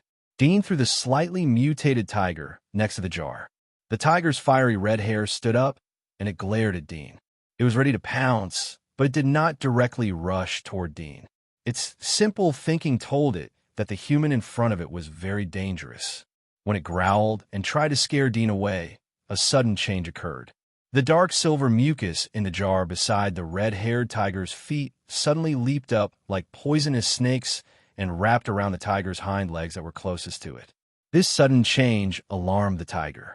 It roared angrily and wanted to jump away, but its retreat was already entangled. Soon, the silver mucus spread all over its body, drilling into its fur. Dean's pupils shrank as he saw this scene. Although he expected that this thing was not completely dead, but he did not expect that it could survive after staying in the tank without oxygen for so long. Was this a living creature? This was beyond the scope of living things. wasn't it? Dean immediately used his X-ray vision to observe. He was shocked to see the mercury mucus drilling into the red-haired tiger's body. Like a spiral silk thread, it dispersed and densely covered the tiger's bones, flesh, internal organs, and other organs. At a glance, the tiger's body had formed a silver intertwined net, and the net was spreading rapidly from the back half to the front half, and then along the neck into the brain. Roar! The tiger suddenly roared when the mercury mucus drilled into the tiger's brain, but the next moment it was silent. There was no previous painful roar or roar. It was suddenly quiet. It stood there quietly as the wind from the forest blew past, bringing with it a faint chill. Dean saw the silver mesh quickly covered the whole brain of the tiger. He had an ominous premonition and a creepy feeling in his heart. The next moment, Dean saw the tiger's body shake slightly. Then he saw the tiger slowly raise its head. The original amber eyes were now a bit bloodshot. It looked a bit strange. Still not giving up? Dean saw the tiger's eyes and slightly frowned. Roar! The next moment, the tiger suddenly rushed over. Its speed was as fast as lightning. It was like a red flame passing in front of Dean's eyes. Dean's body suddenly flashed sideways to avoid the tiger's attack. He raised his hand and chopped down with the splitter. Puff! The head of the tiger fell to the ground. Blood gushed out from the broken neck, but a part of it stopped. The wound was quickly covered with silver web-like mucus, which seemed to stop the injury. Then a strange scene appeared. The headless tiger turned around and looked at Dean with its broken neck. Dean's face changed slightly. He was not afraid of the crystal desolate worm, but the strangeness of this thing refreshed his understanding again and again. Suddenly, a creeping sound came from the ground, and the sound of fallen leaves being stirred. Dujian's face changed again. He saw that the tiger's head was cut off, and many silver whiskers were growing out. They were like small sprouts, and they were crawling toward the tiger. Dean felt sour in his teeth. What the hell was that? Although he had a premonition of what was going to happen next, he did not stop it. Instead, he wanted to see the scene. As he wished, after the tiger's head crawled to the tiger's feet, the silver mucus immediately gushed out from the tiger's severed neck like dozens of tiny silver blood vessels, winding down. The tiger's head on the ground also flipped over. The two silver mucus met and immediately stuck together, pulling the tiger's head up and back to the severed neck. Other than the hair at the wound that was stuck together by the blood, no one could tell that the head had been chopped off. Roar! The tiger roared again. Dean stared for a moment and sighed. He did not expect that the head was not only connected, but could also be used again. This showed that all aspects of the tissues were reconnected and healed. It also showed how difficult it was to deal with the crystal worm. Dead but not dead, it's talking about you. Dean quietly looked at it. Although he was shocked by the strange ability of the crystal wasteland worm, he was not afraid. Today he was not the same as before. Judging from the speed of the tiger controlled by the crystal wasteland worm, he knew that it was not his opponent. Whoosh! While Dean was thinking, the tiger pounced again and suddenly opened its mouth. Dean suddenly came back to his senses. He was shocked and hurriedly dodged. Puff! A white light flashed, and with a bang, it hit the pool behind Dean. The next moment, there was a cracking sound. Dean hurriedly glanced at it, and his face slightly changed. He saw that the undercurrent surging in the pool had instantly frozen. Dean was secretly frightened. Sure enough, he still could not be careless. Whoosh! The tiger opened its mouth again towards Dean. Dean narrowed his eyes. The moment it opened its mouth, his figure flashed, and he dodged. Although the tiger could still use the crystal wasteland worm's moves, the power was not reduced, but the speed was a lot slower. After Dean noticed this, he quickly approached the tiger while dodging for the second time. He swung his sword and cut horizontally. The tiger wanted to jump away to escape, but its speed was too slow. In Dean's eyes, it was like slow motion. Puff! The saber cut horizontally from the tiger's nose to its waist. It could be said that the tiger's body was cut into two. With the sharpness of the sword, it should be easy to cut, but after being controlled by the crystal worm, The strength of the tiger's bones and the toughness of its internal organs had multiplied, so the sword could not directly cut the tail. Dean looked at the white whiskers wriggling on the wound. His face was slightly cold. He suddenly raised the ice claws and waved them down from the tiger's back. Bang! The ground shook and the tiger lay on the ground. There was a huge pit under its body. Dean pulled out his sword and cut 3 times in a row. The tiger's body was immediately cut into several pieces. Dean split its head into several pieces and coldly looked at the dismembered body on the ground. Although the crystal worm controlled the tiger and broke out a strong fighting power, the tiger's foundation was relatively weak. Although the bones and internal organs were strengthened, it could not support the eruption of too high a power. It was barely at the level of inner desolate level. Even if Dean had the same strength as before, he could easily dismember its body. However, to be able to raise an ordinary mutant creature to the level of inner desolate level in a short time was quite terrifying. Dean looked at the broken body on the ground and frowned slightly. He jumped to the side and quickly split a few trees. Then he took out a match, peeled the bark, and ignited it. The leaves and bark quickly burned. Dean used the firewood to surround the broken corpses on the ground. Soon, white foam emerged from the corpses closest to the fire. But if you looked closely, you would find that it was a strand of silver wire. The next moment, these silver wires crawled out of the corpses and gathered in the center of the fire ring. It was too difficult to move the body, but the speed of the silver wires was very fast, like a very small snake. Dean saw the dense silver wires drilled out of the body and gathered in the largest body in the center of the flame. He chuckled and sprinkled a handful of leaves on the tiger's back. Then he popped out a match and ignited the leaves. The tiger's hair was the first to burn, and then the whole body was burning. Squeak! Dean heard a harsh scream from the flame. He could not help but raise his eyebrows. He did not expect that this thing could make a sound. This vitality could no longer be described with the word tenacious. When the flame extinguished, Dean saw a pool of silver mucus curled up under the burnt body. The silver mucus and the burnt body formed a sharp contrast. Dean used the sword to move the body and put the silver mucus into a jar. At this moment, the area of the silver mucus had shrunk greatly. It was less than 1/3 of the previous size. Nevertheless, it was still as big as a football. Dean put it in a jar, set up a fire rack next to it, and put the jar on top of it. This crystal worm should be called Iceworm now. According to the records of the temple, its vitality was extremely tenacious and terrifying. It was very difficult to kill it. Dismembering, suffocation, burying, and other methods were all ineffective. But there was only one way to kill it, and that was to burn it. Iceworm was afraid of fire. Even if the temperature of the flame was average, it was not willing to get close to it. Even if it was a flame of average temperature, it would cause greater damage to it. The first step to absorb the iceworm was to kill it. Dean thought that it would be dying after being sealed in the jar for so long. But the scene just now was a slap in the face. This thing was still alive, and he could only burn it with fire. As the flames grew stronger and stronger, ear-piercing screams came from the jars hanging on the racks. Moreover, it wasn't just one scream, but countless screams. It was as if there were countless babies and children hiding in the jars, screaming in pain. After a while, the sound gradually weakened.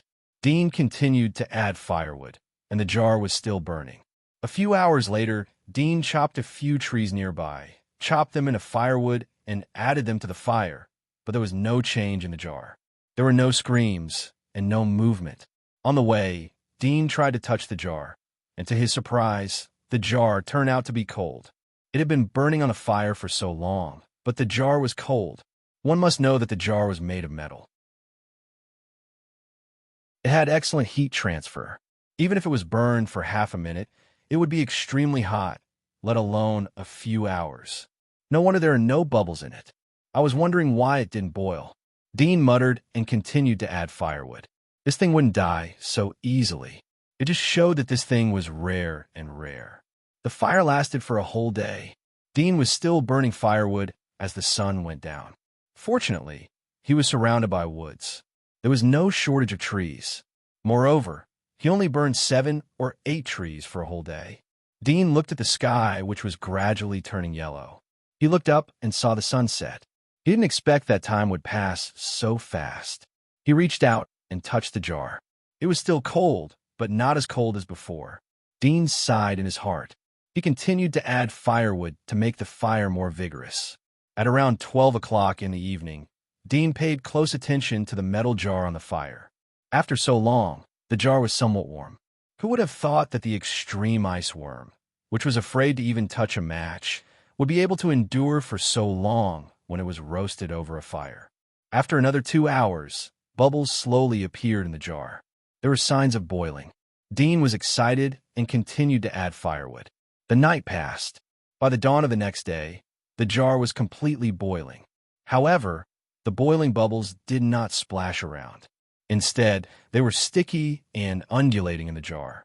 Dean continued to add firewood until noon. The mucus in the jar also boiled until noon. Then it shrank again. Only half the volume of a football was left. Dean waited for the firewood to extinguish. He put the hot jar on the ground. After a while, he saw that the boiling gradually subsided. He quickly left. In less than 2 minutes, he returned with a 4 or 5 meters long python in his hand. The python was lying softly in his hand. He didn't know if it was dead or unconscious. Dean cut a wound on the python's body and threw it to the side of the jar. He waited quietly. After 2 hours, the metal jar was completely cooled down. Dean put the python's head against the mouth of the jar and sat next to it. The day passed quickly. In the evening, there was still no movement in the jar.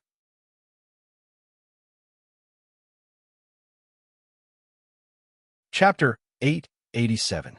Dean stood a few meters away and used his X-ray vision to observe the movements of the insects inside the jar. The 3 worms that had sunk into the mucus were struggling violently, and not long after, they slowly suffocated to death. The last worm crawled to the side of the can. Its body was very light, as if it could walk on water, and the mucus was like walking on flat ground. However, it seemed to be very panicked. After crawling to the side of the can, it kept climbing up, but the inside of the metal can was very smooth. Every time it climbed a few centimeters, it would slide down. However, it repeated several times, but the insect was still persevering. If not for the silver mucus, just looking at this little worm alone would have been an inspirational story. After 10 minutes, the insect was finally exhausted and resigned to its fate. It lay on the inside of the metal jar and was unable to move. Its legs were lifted from time to time as it wanted to climb up, but it seemed to be powerless. Dean stared at the silver mucus. The reason why he looked for the serpent and the insects was to verify whether the silver mucus was still alive or not. According to the records of the temple, the ice worms could be killed with fire, but it didn't say how long to use fire. It was probably because the temperature of different flames was different, so there was no detailed record.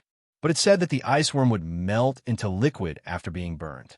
If there was no reaction, then it would be completely dead. That's why he looked for the serpent and the insects. However, he had already suffered from the flesh and blood of the origami. This time, he did not dare to believe what was written in the book. Perhaps the extreme ice worm was not completely dead. It was just that it was too heavily injured to fight. Dean planned to observe it for a few more days to be on the safe side.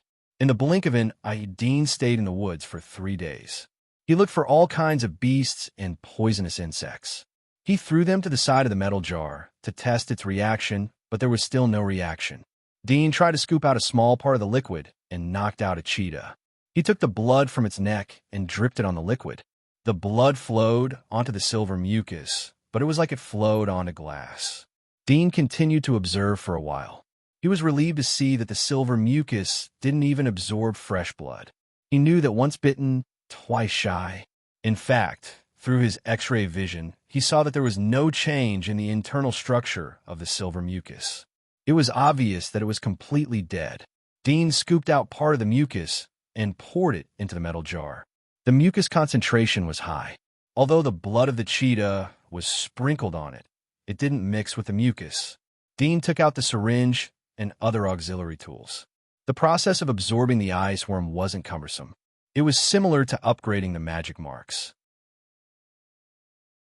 He injected the ice worm into the nest and let the magic marks absorb it. There were two main difficulties. The first was to completely kill the extreme ice worm, and the second was to endure the pain during the transformation. Now that the first point had been solved by Dean, the next step was to endure the pain. The price of failure in either of these 2 points was death. This was also something that was emphasized in the book, especially to completely wipe out the extreme ice worm. It was said that many sovereigns had failed to completely wipe out the extreme ice worm's consciousness after obtaining the extreme ice worm. Instead, they had become slaves to the extreme ice worm. As for the second point, if one couldn't endure the pain, he would faint. In the worst case, he would have a nervous breakdown. This was an injury that was difficult to repair. At least with the current medical level, it was impossible to recover. If the nervous system was weak, even if one became an abyss, his strength would be greatly reduced. First of all, the reaction speed would be slower than other abyss beings. Secondly, the ability to resist pressure would be weak. For example, if the enemy was good at sound attacks and could make high-pitched or high-pitched sounds, it would be no less than a devil's voice entering the brain. Dean took a deep breath. He didn't dare to be careless. It was very difficult to kill the ice worm. He had to be careful. But the second difficulty was to endure the pain. It was obvious that the pain he would face was far beyond his imagination. He didn't know if he could withstand it. Although he had suffered a lot of injuries and thought that his ability to resist pain was quite strong, but at this moment, he was a little uncertain. However, this step would eventually come. It was unavoidable. Dean moved his body and asked Aisha to guard his body. He didn't want some small beast to rush over and ruin his plan. He took out the syringe and pierced it into the metal jar. He inhaled the full amount of the syringe. He took off his shirt and looked at the crack on his chest. This was the devil's nest. The skin of the devil's nest was like a broken black crack. When he got his first magic mark, the devil's nest was like a sharp sword. Now that he got the splitter, the devil's nest had changed more and more as his physique continued to evolve. Disinfection, measurement, temperature. After a series of basic procedures, Dean injected the silver mucus into the devil's nest. At the same time, he used his X-ray vision to pay close attention. He saw that the curled-up blade fur ball woke up the moment the silver mucus poured into the devil's nest. It retreated to the other side of the devil's nest. It looked vigilantly at the silver mucus. However, as the silver mucus continued to be injected, it gradually expanded to the entire devil's nest. The sharp blade fur ball seemed to be anxious as it rushed into the silver mucus. It was soon wrapped up by the silver mucus.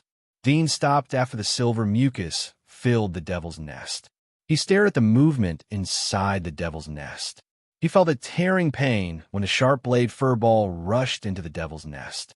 It was like a sharp blade scratching his skin. However, he could bear the pain. However, the feeling of pain soon expanded and became more and more sharp. At the same time, inside the demon nest, the sharp-bladed fur ball was covered in silver mucus. It was thrashing around violently, causing the skin on its surface to bulge. Sometimes this little thing's sharp blades would stab into the skin, and from the surface, it would appear as if something extremely sharp was protruding out of the skin. However, it ultimately did not break through, and the sharp blades would retract. A burst of pain spread from his chest to his whole body as the sharp blade fur ball violently struggled. Dean felt that his hands and feet were cold. His head was hot and cold. The pain gradually spread from all parts of his body. He felt like he was being grilled on a fire. Dean's face wrinkled as he clenched his fists in pain. At this moment, he suddenly understood why enduring the pain was the second most difficult part. Apart from simple pain, there were also all kinds of discomfort, intense dizziness, cramping pain, and numbness. At this moment, he even wanted to die or pass out. However, he didn't faint even though he was about to go crazy due to the stimulation of the pain. He felt that even if he fainted, he would wake up from the pain again. He even felt that he didn't want to become the abyss. Time slowly passed as many thoughts flashed through his mind, and the pain gradually subsided. Dean slowly woke up. He used his X-ray vision to look at his chest. He found that the silver mucus in the devil's nest was gone. The sharp blade fur ball was still curled up inside the devil's nest. However, there was a touch of silver on the surface of its body. Dean couldn't wait to use the devil's body. He saw that there were some silver spots on the surface of the devil's nest. It was cold to the touch. Dean tried to move for a moment. He found that his physique didn't improve much. It seemed that he hadn't reached the abyss. He was regretful, but he wasn't too disappointed. This was within his expectations. After all, the ice worm he had absorbed was less than 1/30th of its body. This meant that he had to endure the pain and various unbearable discomforts like before for another 30 times. His mouth twitched instinctively as he thought of this. Dean sat on the ground to rest. He wasn't in a hurry. The previous feeling was still fresh in his memory. He didn't want to try it again in a short period of time. He suddenly felt some admiration for the other abyssal walkers. Could it be that all of them had experienced such pain? What kind of strong willpower was this? While secretly admiring him, he also cheered himself on. After he cheered himself on, he looked at the silver slime in the metal can with a fierce expression. Suddenly, he felt that the world was so beautiful. Why should he enjoy the scenery around him? So he sat on the rock, admiring the frozen pool and the messy forest he had cut down. After half an hour, he grinned, picked up the syringe again, and went to the metal canister. It was a new round of injections. Pain, dizziness, nausea, cramps, and other sensations made Dean dizzy. His whole body was about to collapse. After these feelings gradually calmed down, he woke up again. He was secretly glad that he had persisted and didn't pass out. Although he desperately wanted to pass out during the absorption, he knew that once he passed out, even if he didn't have a nervous breakdown, there would be some defects. Dean continued to rest. This time he rested for more than 2 hours. He picked up the syringe again. He felt like a brave soldier who was stepping on the battlefield of certain defeat. After a scream, the third absorption ended. In the blink of an eye, another 2 days passed. Unpleasant curses sounded in the woods. After 10 minutes, it ended again. Dean sat on a rock and gasped for breath. 28 times, he looked at the silver mucus left in the metal can. He felt relieved that it would end after 3 or 4 more injections. As the absorption increased, his resistance to pain became stronger. He didn't know if he was numb to the pain or if his physical fitness had improved. Recalling the experience of the past 2 days and the pain of the first absorption, he suddenly felt a lot more relaxed. He secretly rejoiced that the bitterness he had suffered in Thornflower Prison was not in vain. If he hadn't experienced too much pain before, maybe he would have passed out or even completely collapsed after the first absorption. After all, he was too young compared to other abyss walkers. The age of the other abyss walkers was obvious. As they grew older, their sensory nerves became more resilient, and their resistance to pain was also stronger. Moreover, they had experienced more battles. The more battles they fought, the more injuries they suffered. Their resistance to pain was far stronger than ordinary people. If it were not for the torture in Thornflower Prison, he would probably have collapsed the first time he absorbed it. After all, he didn't have many battles. Most of the time, he was fighting with people inside the giant wall. In addition to being a scavenger and hunter in the early days of Consortium, he almost didn't fight in the middle period. He silently thanked the treatment in Thornflower Prison. There was a trace of nostalgia in his heart. He suddenly felt that life at that time wasn't as bad as he had imagined. It was just a little bitter. Thinking of this, he laughed at himself and shook his head. It was probably a long time ago that he couldn't remember clearly. People always felt that the pain of the past was nothing. The pain of the present was the most difficult. But every time he faced the pain of the present, he felt that it was the most painful time in his life. In the blink of an eye, from noon to night, Dean closed his eyes tightly, his forehead oozing fine cold sweat. This was the last time he absorbed, and it was also the quietest. He didn't scream, nor did he need to rely on cursing to relieve the pain. He just endured in silence, feeling that he could survive. After an unknown amount of time, his furrowed brows slowly relaxed. He slowly opened his eyes and looked at his hands. There were no changes. He then looked down at his chest. The black cracks on his skin seemed to have gotten bigger. However, these cracks were only in color. They were not real cracks on his skin. He used his X-ray vision to see that the silver mucus in the devil's nest had disappeared. The sharp-blade furry ball had turned into a sea urchin-shaped ball, but it was slightly different compared to a sea urchin. It wasn't the first time that Dean had seen such a change in shape. As the number of absorption of the ice worm increased, the shape of the sharp-blade furry ball also changed a little. He didn't feel that there was anything wrong with it. But if the sharp-blade furry ball suddenly changed into this shape, then the difference would be very obvious. Is it over? There was a trace of doubt in Dean's eyes. The ice worm had finished absorbing, but there seemed to be no movement. In the past, he could feel the obvious burning sensation when his physique improved. But this time it seemed that he didn't feel anything. It was very dull. He didn't continue to watch. Instead, he jumped into the woods and tried to punch and kick. This time, Dean was shocked again. The change was too big. This feeling was similar to the last time when the basic values of his body had increased by 4 or 5 times. He could move more than 10 meters with a light movement. At the same time, Dean was excited. Hard work pays off. He succeeded. He couldn't wait to stimulate the power of the magic marks. The sword melted and covered his whole body. He entered the demonic body state. His demonic body had changed greatly when he was in different stages, such as Hunter and Limitless, Pioneer and Dominator. For example, when he was a Limitless, his demonic body was covered with white bones. But when he was a Pioneer, his whole body grew sharp blades.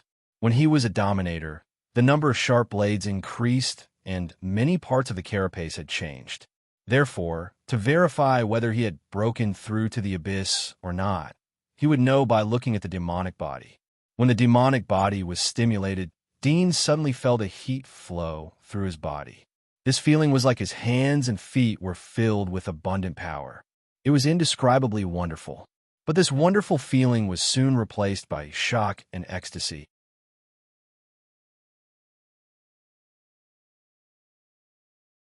Chapter 888. Dean felt an unprecedented sense of power as the demonic body covered his body. He didn't even have time to look at his hands and feet as the pictures he wanted to see appeared in his sight. It was a very mysterious feeling. It was as if his consciousness was above his body and overlooking everything. He could see everything at a glance. At the same time, Dean immediately knew that his vision had further expanded. Through his omnidirectional vision, he could clearly see his appearance. This was a brand new body. Compared to before, there were some similarities, but there were also some differences. First, above the neck, it used to be covered in a black carapace, and his hair had solidified into sharp horns. But now, the black carapace on his cheeks protruded and turned into a black helmet. The curled armor was flexible and could withstand strong impacts. The solidified hair and horns also protruded longer, and at the center of these horns, there were a few short and thick horns that flashed with dark red light. Dean knew that the dark red light hidden in the horns was the sensing tissue that provided him with an omnidirectional vision. At first glance, he looked like a huge hairy monster, but the hairs on his body were sharp conical blades. The conical edges were concave and the sharp blades protruded outwards. It was a bit like the tri-edge bayonet that Dean had seen before. Just by looking at the shape, he knew that the conical blades were extremely sharp. If he bumped into them, then he would be crippled even if he didn't die. In addition to the sharp awl, the blade-like limbs on Dean's back had also changed a lot. The width and length had increased a lot, and the blades were bent as if they had joints. Dean tried to wave them twice, and they were abnormally flexible.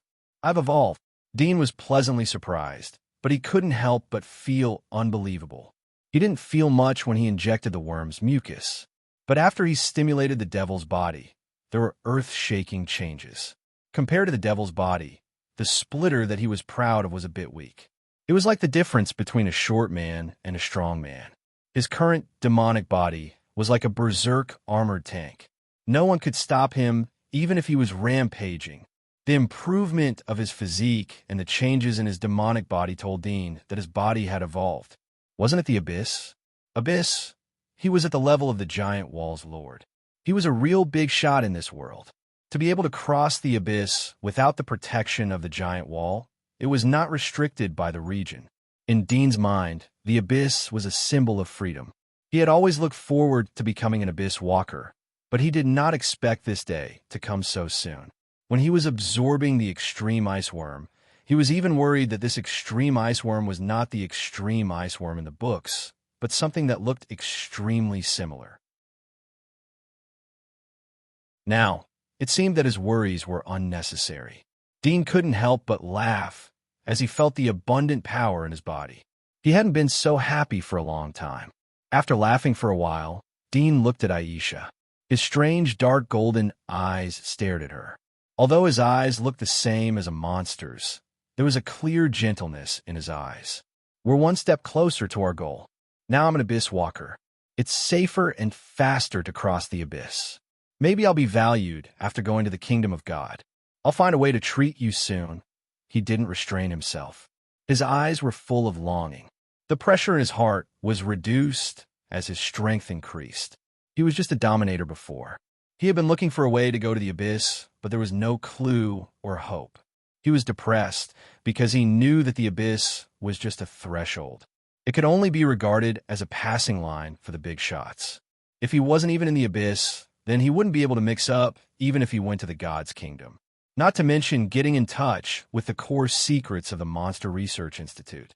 The Monster Research Institute was spread all over the giant wall. The Emperor of the God's kingdom must know about it, but he still indulged it. It wasn't difficult to imagine that all the experiments carried out by the Monster Research Institute were authorized by the royal family. In the olden era, the Demonic Creature Research Institute was equivalent to a place like the Chinese Academy of Sciences. The things inside were all related to national secrets. Even high-ranking officials might not be able to find out what was inside, let alone ordinary people. But now he was in the abyss. He was at the same level as the Lord of the Wall. He had a greater chance to mix into the core group of the God's kingdom. His face was full of smile. Soon he saw that his smile was a bit scary. Now he couldn't be described as a human. He could only be regarded as an upright monster. There was no resemblance to a human. His entire body was covered by the demonic aura. When he was a hunter and limitless hunter, only a part of his body was covered by the demonic aura. But now his entire body was covered. Although the demonic aura covered his entire body meant that his defense and strength had been expanded. But from the appearance, there was no trace of a human shadow. His eyes were dark gold. His pupils were the size of a thumb. But with his current height, it didn't seem to protrude. There was a black horn on the bridge of his nose. His ears were covered with a black cuticle. Only a small ear hole could be seen. Dean raised his hand and touched it. His fingers were like sharp blades. It wouldn't be an exaggeration to say that they were claws. Moreover, the 5 sharp fingers were extremely long. They were like an arm. In addition to the physical changes, Dean also found that his field of vision not only became omnidirectional, but he could also see the fine dust in the air, as well as some bubbles. These bubbles were almost transparent, rolling left and right. The traces of rolling were caused by the wind, which also meant that he could see the flow of the wind. Dean was curious about the different abilities brought by the new demonic aura. He tried to test it. From the physical changes to the changes in the organs of the body, he found that his hearing and smell had increased by several times. In addition, he could hear the sound of 2 strange insects whispering to each other. The 2 insects were quietly lying on the leaves. There was no movement. No one knew that they were whispering to each other. However, Dean didn't understand the insect language, so he couldn't understand what they were saying. Dean thought that it was a useless ability. But soon, he had a sudden idea. Although he couldn't understand the content of the insect language, but he could get some information through the changes in the rhythm of the insect language. For example, when he patted the leaves, the insects would be startled and make strange sounds. It was more harsh. It could be regarded as their language when they were startled. In the wilderness, it could be used as an early warning or reconnaissance method. Dean still felt that it was better to change to a stronger combat ability. But since he had such an ability, he couldn't change it. He could only think of ways to make better use of it. The X-ray ability is still there. I can capture heat and night vision. Dean found that although the changes in the demonic aura were great, there weren't many new abilities. He didn't know whether he didn't find the right environment or method to stimulate the new abilities, or the new abilities were attached to the attack. For example, the hardness of the sharp awl on his body was strengthened, or the sharpness was improved. After thinking about it, Dean felt that it would be better to test his abilities on the monsters he met along the way. There were all kinds of monsters, so it was convenient for him to test the changes in his abilities. Dean immediately thought of Lozic. It wasn't that he had feelings for Lozic, but he was thinking about the conversation he had with the other people last night. The banquet was related to the abyss and the iceworm. Although he didn't know whether those people deliberately released the news, but it seemed that he wouldn't lose anything. After all, he was also an abyss. Although there were 3 abyss monsters in the giant wall, but he felt that they wouldn't attack him at the same time. If he met one of them alone, then they wouldn't fight him because they knew his identity.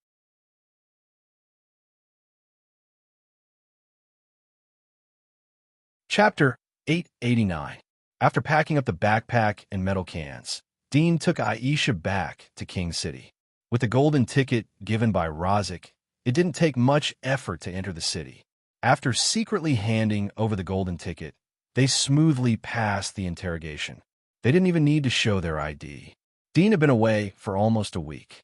He didn't know whether the banquet had started or not.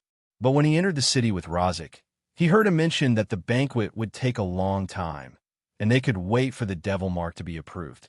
So, the banquet shouldn't have started yet. Dean called a carriage on the roadside. Dean told the coachman the location, and the coachman immediately drove the carriage to the hotel. After more than an hour, the carriage arrived. Dean glanced at the streets along the way. He found that the King's City was really big and prosperous. It was even better than Sylvia's King's City. As they approached the hotel, Dean glanced around and was relieved. Razik and the others were there. It seemed that the banquet hadn't started yet. Dean got off the carriage, handed over the golden ticket, and pulled Aisha to the hotel. The coachman was stunned as he looked at the golden ticket in his hand. The money was enough for him to pull the carriage for half a year. He was about to tell Dean that he couldn't afford it, but he saw Dean's back was already far away. He looked up and suddenly came to his senses. The words that rushed to his mouth also stopped. He pretended to be stupid for a while. Seeing that Dean didn't turn back to ask for money, he immediately drove the carriage away. Not long after Dean entered the hotel, Razik and 2 others rushed over. They saw Dean drinking tea in the lounge next to the hotel lobby.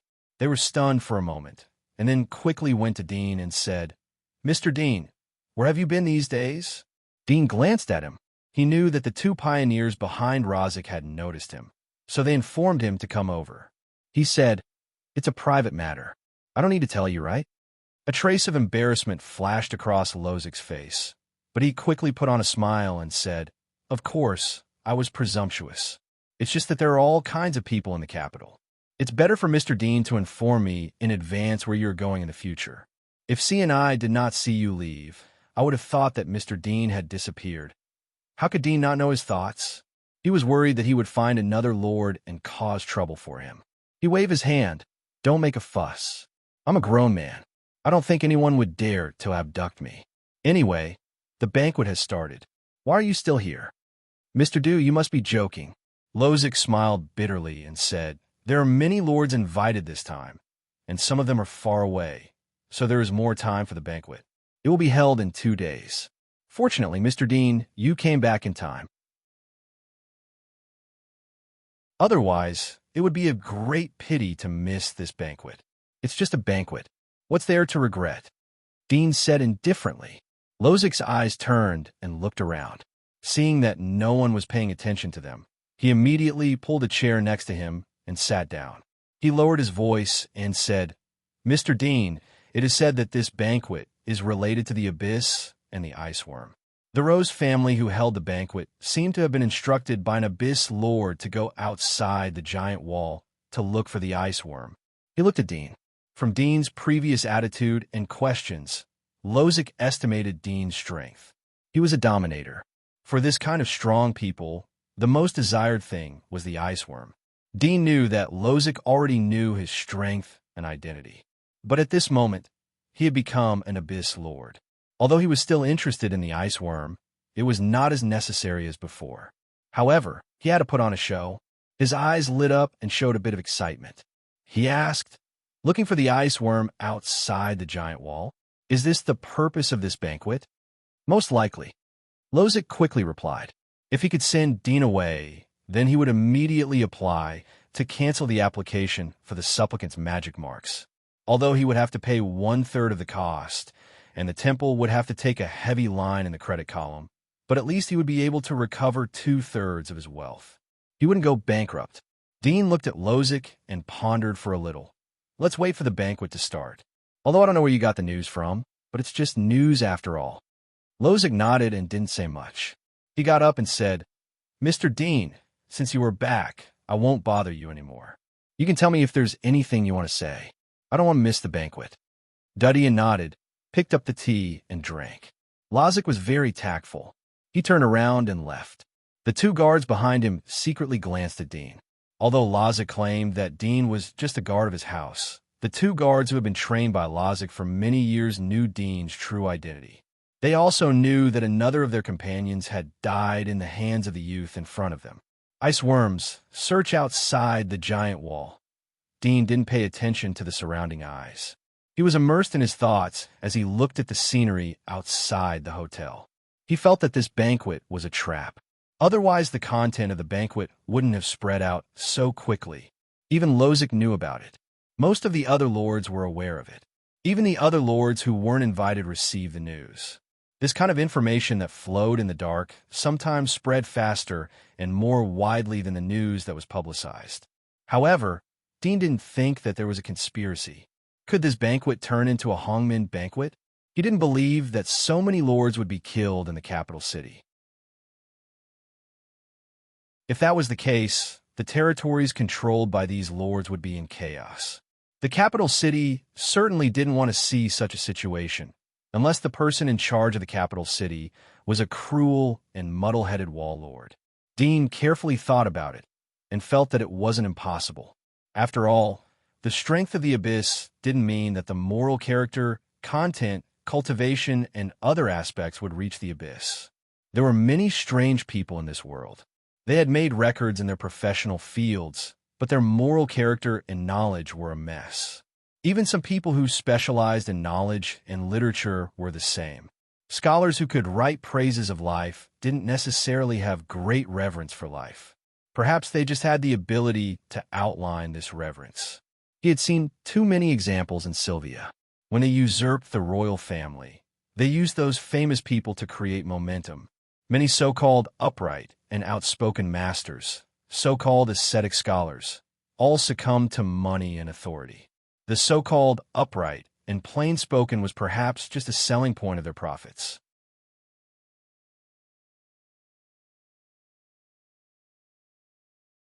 Chapter 890. 2 days passed quickly. Dean took Aisha to eat, drink, and play around in the capital. They enjoyed the rare, peaceful time. The banquet began in the blink of an eye. Dean and Lozic sat in the same carriage. They followed the carriages of the other lords to the venue of the banquet, Rose Manor. Rose Manor has a history of more than 100 years. The street where it is located was renamed Rose Street 60 years ago. The current Grand Duke of Rose built Violet Square. It has become one of the 4 most prosperous areas in the capital. People will think of Rose Manor and Grand Duke Rose whenever Violet Square is mentioned. They are hereditary nobles that have been passed down from their ancestors to the present. Inside the carriage, Lozic was talking about Rose Manor to Dean. Dean casually asked a question. He didn't interrupt Lozic as he listened to the story. It didn't take long for the convoy to enter a bustling area. Lozic lifted the curtain and looked out. There was a trace of awe and yearning in his eyes. He sighed, "We are arriving at Violet Square. It is worthy of being one of the 4 most prosperous areas in the capital." Dean felt the prosperity of the capital. The streets were crowded. Although there were many lords' flags, but it was still difficult to move. There were several teams of knights who came to maintain order. Lozic whispered as he looked at the team of knights. "They are the squires of Grand Duke Rose." Dean glanced at the knight and remembered the emblem on his shoulder. It was in the shape of a rose. It matched the title of the lord. After half an hour, the convoy finally arrived in front of an empty street. There weren't many people on this street. Most of the passers-by would take a detour when they got close to this place. Most of them looked at this place with awe in their eyes. Dean lifted the curtain and immediately understood the difference between the Rose Lord and the other lords. The manor in front of their convoy was vast and boundless, like a green grassland. More than a dozen maids and gardeners could be seen in the manor. They were trimming tea trees and lawns. More than a dozen buildings could be seen in the distance. If it was an ordinary person, they could barely see the black outline of the buildings. The size of the manor was astonishing. It was even more exaggerated than the palaces that Dean had seen. Establishing such a large manor territory in the king's city, Dean's eyes flashed. He had a more intuitive understanding of the strength of Rose Manor. At this moment, 7 or 8 squads of knights galloped in from outside the manor. Their armor shone brightly, and the feathers on their helmets were incomparably bright red. Each of them stood erect and looked extremely majestic. These knights arrived in front of the caravan and communicated with the guards at the gate for a while. Then, they opened the gate of the manor. The first caravan drove in first, and the other caravans followed one after another, slowly driving into the vast manor. After entering the manor, it was as if they had entered another world. The bustling noises from before had completely disappeared, and the place had become extremely quiet and peaceful. Razik smacked his lips and lifted the curtain to look around. Although he was a feudal lord, he rarely had the chance to be a guest in Grand Duchess Rose's manor. At this moment, compared to Rose Manor, he thought of his own castle and manor that he was so proud of, and he suddenly felt a sense of shame. Not only Razik, but the other lords in the caravan were also the same. They had seen the majestic atmosphere of Rose Manor and also the majestic financial resources. Dean wasn't interested in these things. He had seen too much gold and silver wealth when he had usurped the wall lord position. Although Rose Manor was quite grand, but in his opinion, it was just like that. Moreover, he regarded himself as a fighter and believed in the iron law of respect. He didn't care about these superficial things. However, he also understood that these fancy things weren't simple beauty and atmosphere, but an invisible show of force. 10 minutes later, the caravan passed through the manor and arrived at the top of the hillside. As soon as they arrived, they saw a majestic ancient castle located everywhere on the hillside. Among them, in front of the building with the highest floor and the largest area, stood a line of knights, decorating the courtyard of the building with a jubilant atmosphere. The caravan arrived in front of the main hall. Everyone got off one after another. That is the third son of Grand Duchess Rose, Crody. Razik whispered to Dean as he looked at a youth in a blue shirt. Dean glanced at him and nodded. He didn't say anything. Razik knew what Dean really cared about, but he didn't say much. The reason why he introduced Dean to Dean was that he was afraid that Dean would cause trouble. Although he was eager for Dean to have an accident, but after all, Dean was following him. If there was an accident, then it was inevitable that Dean would be implicated. Luo come here. Razik waved to the 2 women who got off the caravan. Accompanied by the guards, the 2 women walked over. Luo glanced at Dean, who was standing next to Razik. There was a trace of dissatisfaction in her eyes, but she didn't show it. Although she liked to draw and play the piano and didn't know much about territorial wars, she wasn't completely ignorant. At least in terms of etiquette, she knew how to restrain herself, especially in front of someone who was in awe of her father. Luoyu was the elder sister. She looked at Dean with a smile and said to Razik, "Dad, there are so many lords today. When should we go in?" "Now." Razik looked around and said to Dean, "Mr. Dean, come with me. Otherwise the guards will have to stay outside." Duddy nodded. As the group walked toward the main hall, Crody waited for Razik at the door and said warmly, "I've long heard of Lord Razik's great name, and now that I've seen you in person, I can't help but admire your extraordinary bearing. These 2 must be your daughters. They are so beautiful and elegant." Razik was overwhelmed by the favor and said, "Thank you. Thank you. I made a fool of myself." Crody smiled as he glanced at Dean and Aisha. "Who are these 2? Razik replied, "They're the children of my relatives. We came to see them. It won't delay anything." Crody frowned slightly, thought for a moment, and said, "All right, you go ahead." Razik was relieved to see Dean agree. He led Dean into the main hall. When they entered the hall, even Luo Ya and Luo and I, who were born in aristocratic families, couldn't help but gasp. They couldn't help but look shocked. It was simply too gorgeous. Everything they saw was golden and majestic. The entire main hall was extremely spacious and could probably accommodate thousands of people. It was like a small square with more than a dozen large tables of different sizes. On the tables were piles of champagne and a large number of plates. There was also a row of chefs who specialized in serving food and maids who shuttled through the banquet. Crystal lamps were hanging above their heads. They were arranged in an orderly manner. The two women held their breath as they looked at the exquisite atmosphere. Dean saw this scene and suddenly thought of the villages that he met at the outermost edge of the giant wall. Dilapidated and muddy and starving villagers. He sighed in his heart. He didn't sympathize with those people as there was no need. But there was a touch of regret. He couldn't tell why he was regretful. Perhaps he hated this polarizing phenomenon, but he was powerless to change it. Or perhaps he had seen through it and agreed with it.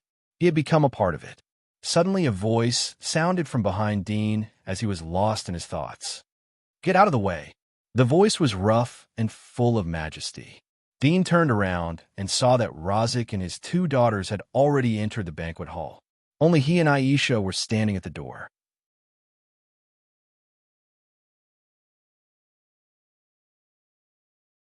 Chapter 891.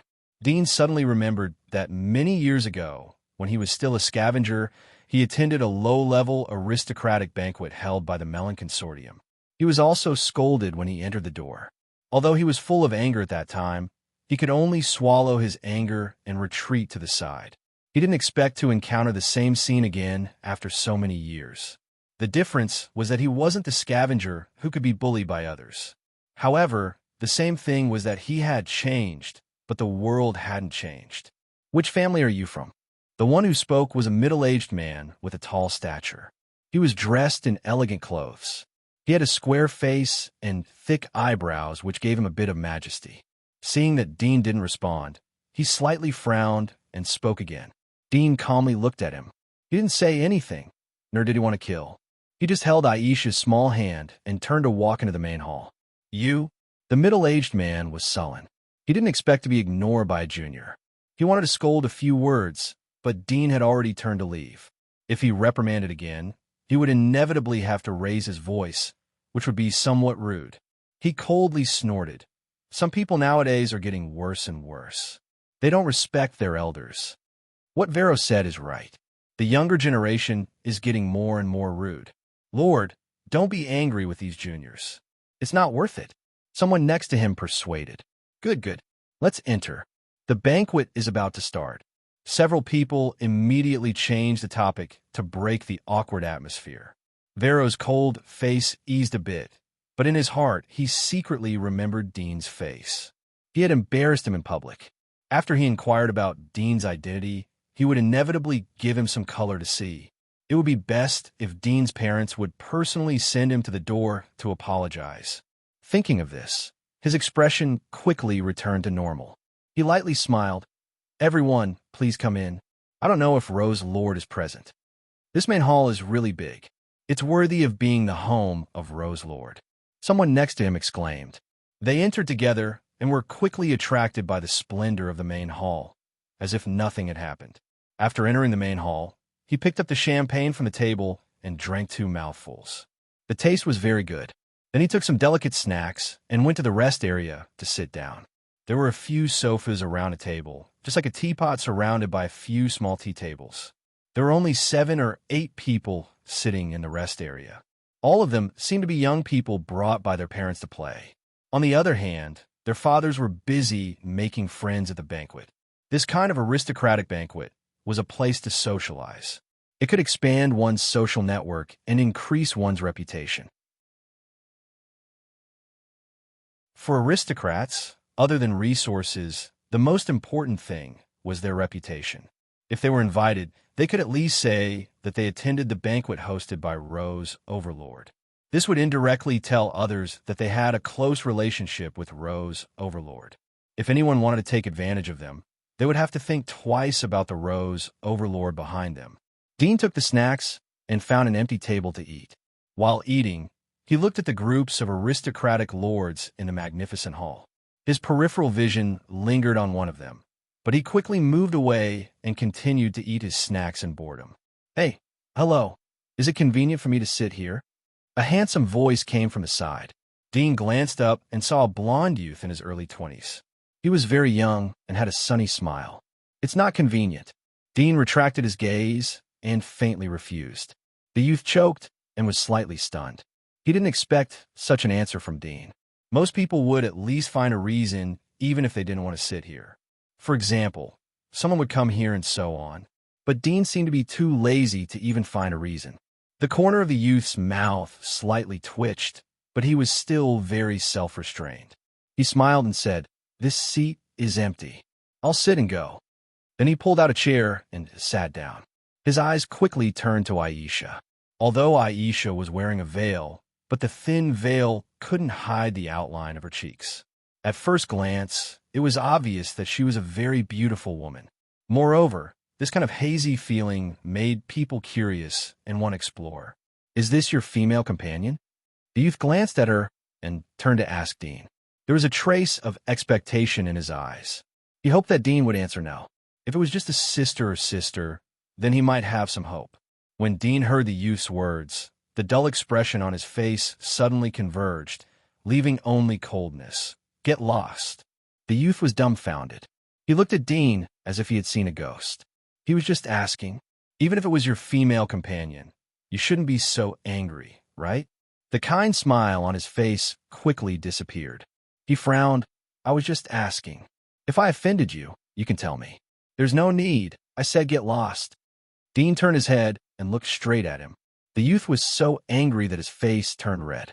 Anger rushed from his chest to his head. But when he was stared at by Dean, he suddenly felt a chill. His pores tightened. He couldn't tell what this feeling was, but he felt fear in his heart. A very real fear. His face changed for a moment. He gritted his teeth and said, "Which lord's family are you from?"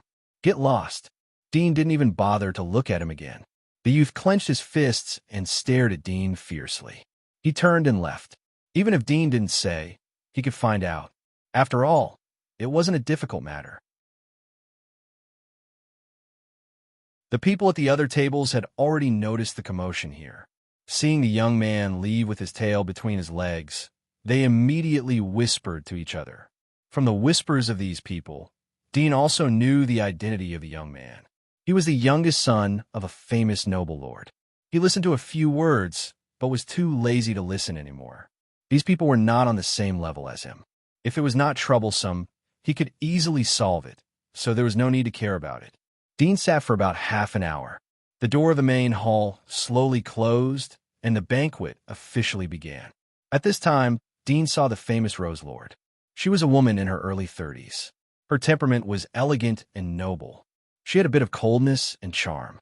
It was easy for people to have a primitive desire to conquer her. There were 2 guards next to the Rose Lord.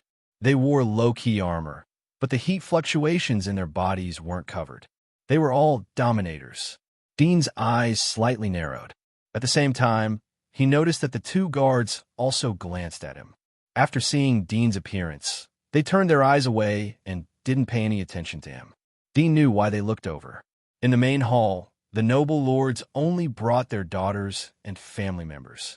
They didn't bring any guards, let alone bring weapons. This was a banquet, not a meeting hall. If anyone brought guards in, they would not give face to the Rose Lord. However, there were still 3 or 4 lords who brought guards. These guards were all pioneers. They were not conspicuous in the crowd, but looking through the heat source, they could be seen at a glance. In the eyes of the 2 dominators, Dean was obviously a guard brought in by a noble. After a series of polite greetings, the Rose Lord continued to talk about several things. However, it had nothing to do with the ice worm and the abyss. It was about the construction of the king's city and the construction of the new city. The construction of a new city required the efforts of many noble lords. After the new city was built, the nobles who contributed could have the priority to choose the most prosperous area in the city. Once they occupied a good area, they could open a shop and bring endless wealth to the nobles. Dean listened to the Rose Lord talking about the construction of the new city in detail. It seemed that she didn't want to mention anything else. He couldn't help but frown. Could it be that the rumors that Razak heard before were just rumors? His eyes flashed. He sat quietly and ate his snacks. He didn't leave on the spot. Since he was here, he was not in a hurry to leave. The atmosphere of the banquet was very harmonious with the melodious music and the songs of the invited poets. In the blink of an eye, it was evening. Razak suddenly came to Dean and whispered, "Mr. Dean, do you want to participate in the matter of the ice worm?" Dean raised his eyebrows. "How can I participate?" Razak looked at Dean's expression and knew what he meant. He whispered, "If you want to participate, I can ask for a place from the Rose Lord. The construction of a new city is to select the participants." She didn't say it clearly, but the meaning of the Rose Lord is very clear. If you don't have spare money and resources, you can leave. You see, many lords have withdrawn from the banquet. Now, the ones who are staying are those who want to participate. Dean looked up at him and saw that he didn't seem to be lying. He looked at the Rose Lord who was chatting with several noble lords in the distance. He thought for a moment and said, "Okay, but I want to hear the specifics." Razak was relieved in his heart, but on the surface he said, "That's natural. Since Mr. Dean has agreed, then when the banquet is about to end, the Rose Lord will talk about this matter openly. Mr. Dean will know what is going on at that time. I don't know now, but I got news from other sources. If you want to participate, then maybe you have to send people who are above the pioneer level to be eligible to participate. So if Mr. Dean wants to participate, I hope you can participate on behalf of me." Dean knew what Razak was thinking. He said, "You don't have to worry about this. If things are similar to what I think, then I won't go back on my words." Razak looked at him, nodded, and turned away. He once again mixed into the crowd to talk with people.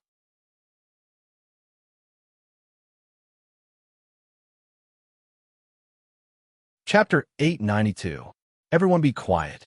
Miss Hikari has something to say. A middle-aged butler dressed in a tuxedo appeared at the end of the banquet. The eyes of the audience were focused on him.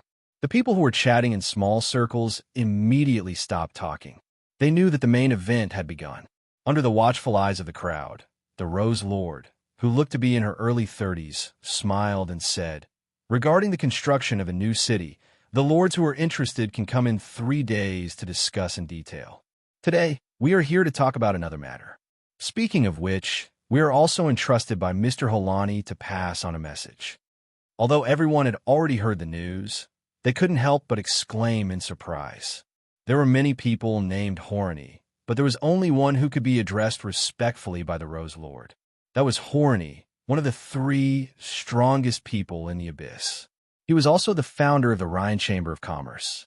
At this moment, when she said this name, everyone knew that the news they had heard before was not groundless. For a time, many people had thoughts in their hearts, and their eyes flashed. Mr. Harani's Ghost Shadow Hunting Group has recently found traces of ice worms at the edge of the swamp area of the Devil's Pit outside the giant wall. I don't need to introduce the ice worms to everyone. This time, the Rose family is representing Mr. Harani to pass on a message. At present, Mr. Harani is preparing a 10,000-man hunting team to explore the Devil's Pit and look for ice worms. Hikari's eyes scanned the audience. There was an elegant smile on her face. She knew that the prestige of her family would rise after the banquet. After all, to be able to establish a friendship with an Abyss powerhouse was enough to make the other families who were coveting them scared. Dean also guessed the identity of Horny when he heard this. It seemed that the previous gossip that Lozic and others had heard was intentionally spread by Rose Lord. Lords who are willing to participate will not only have the opportunity to gain Mr. Horny's friendship, but also get rewards from Mr. Horny. Of course, you will also get the friendship and cooperation of our Rose family. Hikari saw that many lords were moved. She smiled in her heart. It was a rare opportunity to work for the Abyss powerhouses. Moreover, these families would remember their kindness. Although she was a Grand Duke and her status was higher than 99% of the people present, but the lords who stayed until now weren't small characters. The economic and trade cooperation would bring her huge benefits. Miss Hikari, can we send people? Someone immediately asked. Others looked at Hikari with a trace of passion in their eyes. Lords who wish to participate, you only need to send a hunter of the 10,000 Slayer level to participate immediately. Hikari smiled lightly. Of course, the more hunters that participate, the more benefits we will get after the mission is completed. This time, our Rose family is prepared to send 2 dominators, 5 demon generals, and 10,000 man-killing experts to help Mr. Horny obtain the extreme ice worm. There was a commotion in the crowd. Although he knew that the Rose clan was very strong, he did not expect that they would send so many people to participate. Just the 2 rulers alone were invaluable, and they were also the foundation of the Rose clans, standing among the great clans.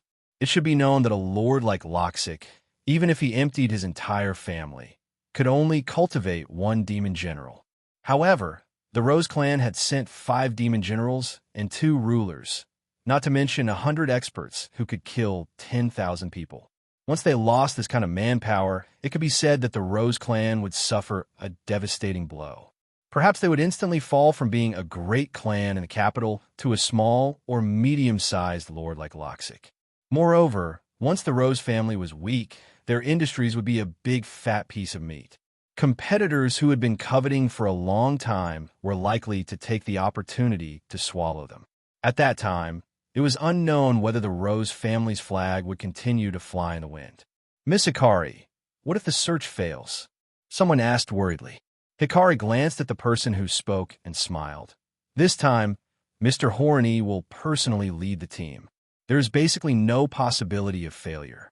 Even if it fails, Mr. Horny will give the corresponding compensation. At the same time, we will get Mr. Horny's protection. If it succeeds, the benefits will be even greater. I don't think I need to say more. Everyone knows the stakes. As soon as these words fell, everyone looked at each other. The lords present were all aristocrats in charge of a region. Unlike the hereditary aristocrats in ordinary dynasties, here, the aristocrats competed with each other for resources. Few of the lords who could become lords were hedonistic children. Everyone thought about it for a bit and knew how great the benefits were. If it failed, the people they sent would be lost. It would be a blow to the family, but they could get the protection of Mr. Horny. It could only be said that it was a gain. If it was successful, then Horny would get the ice worm. His strength would go a step further, and he would be able to dominate the other 2 Abyss forces. He might even be on an equal footing with the Wall Lords. In this way, they could naturally be listed as part of Horny's faction. They would be able to trade with each other and resist the enemy together. There were too many benefits. No matter how they looked at it, it was a profitable business. Just as everyone was getting excited, a voice rang out. Miss Hikari, the Ghostly Shadow Hunting Group and the Ghost Knife Man Battle Group under Mr. Horny are full of talents. Why do you want us to participate? Hikari glanced at this person and said, Good question. The reason is very simple. Mr. Horany's 2 major corps are restricted by the Wall Lord and cannot be fully used. Secondly, if Mr. Horany can get the extreme ice worm this time, his strength will go further. At that time, he will naturally expand his business circle. This time, letting everyone participate is also giving everyone a chance. Those who participate will become part of Mr. Horany's business circle in the future. I won't mention the benefits. Everyone can consider it. Many people whispered as they heard the words. Dean was thoughtful. Could the ice worm make the abyss a step further? In other words, the abyss wasn't the end. There were stronger existences above it.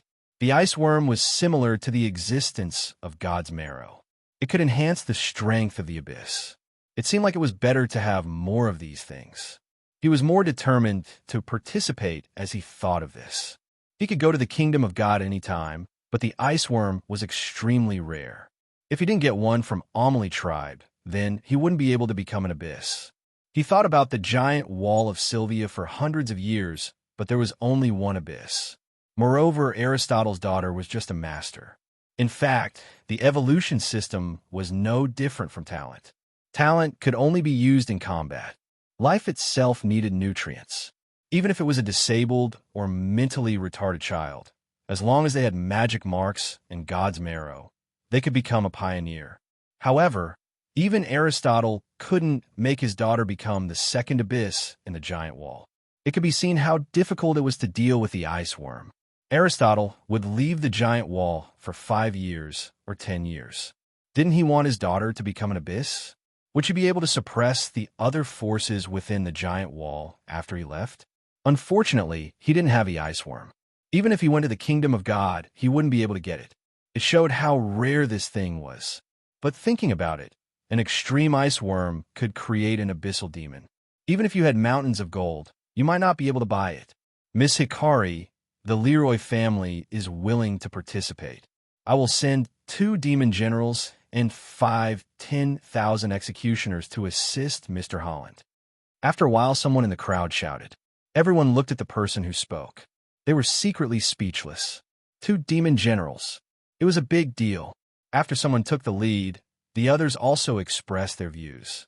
Lozic slowly moved to Dean's side. Mr. Dean, should we participate?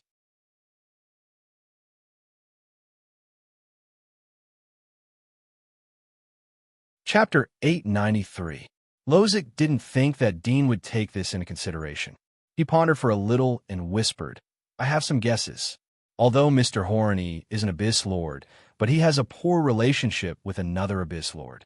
He is relying on the Wall Lord as a mediator. It seems that he doesn't want to lose too many of his guards. Dean's eyes flashed as he nodded slightly. Although Lozic's statement was a bit strange, but he could understand it. There was no room for 2 tigers in the same mountain. If there was a conflict between 2 Abyss Lords, then they couldn't do everything by themselves. At this time, they had to rely on their subordinates. If their subordinates were too weak, then they would lose face. If he invited Loxic and the other lords to participate, the sacrifice would not affect Horny. As for protection, it was just a matter of a word for him. With a single sentence, he could make countless lords willingly work for him. This was his influence, and it was also a very profitable deal. Moreover, since the banquet was held, it meant that the news about the ice worm couldn't be concealed.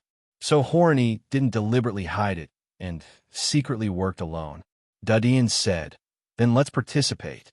How many people are you going to send? There was a trace of embarrassment on Lozic's face. Mr. Dean is joking. You know that I'm just a small lord. If Mr. Dean didn't want to participate, then I would have quit. Dean understood the meaning of Lozic's words. You have a lot of courage. You want me to work for you, and then you can sell Horny a good deal. Isn't this a good deal enough to compensate for the losses of a supplicant? Lozic hurriedly said, Mr. Dean, I didn't mean that. If you don't want to, Dean waved his hand to interrupt him. Of course I will participate. If you weren't a little useful, then you would have lost your life. Dean's words were very straightforward. In fact, he didn't need to modify his words. Lozic's face turned pale, but he was relieved as he thought of Dean's terrifying strength. Thank you, Mr. Dean. I will urge the temple to get you the magic marks as soon as possible. Dean waved his hand as he didn't want to talk anymore. Lozic saw that Dean wasn't angry, so he slowly retreated and mixed into the crowd. He waited for the others to sign up, and then he also signed up. This was the most stingy of all the lords. But many people recognized Lozic. They didn't say anything as they saw that he had the courage to participate. They just sneered in their hearts. After a moment, everyone participated. Those who were just going to wait and see chose to give up and consciously withdrew from the banquet. There was a trace of satisfaction on Hikari's face as he listened to the butler's report. Lord Horny will leave the day after tomorrow. Please be sure to gather your men tomorrow. The exploration outside the giant wall is not a trivial matter. I hope that you can send your best elites. If you can get Horny's recognition or help him, then you may be able to get Horny recommendation in the future. There are many benefits. You shouldn't miss such a great opportunity. Everyone smiled in response, but in their hearts they were thinking, send the most elite men? What kind of place was this swamp magic pit? Although everyone hadn't left the giant wall, They had long heard about it. Even if they stepped into the abyss, they might encounter danger. This was the reason why some people chose to give up. If Horny also fell in the abyss, then the investment would obviously be a loss to his grandmother's house. Although the abyss was strong, but it wasn't invincible. Moreover, it was a place like the swamp. After Hikari finished talking about the exploration outside the giant wall, the banquet officially came to an end. Hikari invited all the people who participated to stay in the Rose Manor. As for those who withdrew, they went back to their homes to find their mothers. Dean and Lozic left together with other lords to stay in the Rose Manor. Most of the lords stayed because they wanted to take the opportunity to make friends with Grand Duke Rose. At the same time, they wanted to visit the Rose Manor, or they wanted to meet some big shots here. In any case, many lords chose to stay. Dean returned to the room arranged by the butler assistant of the Rose Manor. He used his X-ray vision to observe the entire Rose Manor. It was a large area with many servants. Knights and squires were scattered around the manor like stars. Most of these knights and squires were hunters. There were several teams of about 100 people. All of them were limiters. There were more than 30 pioneers who were distributed around the manor. These people were obviously not all the forces of the Rose family. After all, the Rose Manor was only located in the King's City. There wouldn't be too many troops stationed here. Their real private territory was where their base camp was. Even so, the number of masters here was enough to kill Lozic hundreds of times. Dean also saw 7 or 8 internal desolate level masters and 3 dominators among the pioneers. The Rose family had sent 2 dominators to lead the exploration. There was still one left. Moreover, there was likely to be another dominator in their private territory. From this point, it could be seen that the Rose family was one of the top few lords. In the past, Dean would have felt pressure, but now he didn't feel anything when he sensed the 3 dominators. Ever since he broke through to the abyss, his perception of the dominators had become very weak. Although he hadn't fought with other dominators, the power brought by the evolution had made him ignore the ordinary dominators. In his senses, not to mention 3 dominators, even if there was a 0 behind them, he might not be able to take it seriously. This didn't mean that he could easily defeat the joint attack of 30 dominators. If these dominators were all attack, perception, or defense types, he was sure that he could defeat them head-on. But if some of them were good at ambushes, sneak attacks, or poison, then even if he was in the abyss, he wouldn't be able to bear the consequences. The reason why he didn't care was that if there were 30 dominators, although he might not be able to fight them head-on, they might not be able to stop him if he wanted to leave. After figuring out the strength of the Rose Manor, Dean hugged Aisha to sleep. The next day, Dean took Aisha out of the Rose Manor. When he went out, he met Lozic. He greeted him and went shopping. Lozic smiled wryly when he saw Dean so leisurely. He only told him to come back early.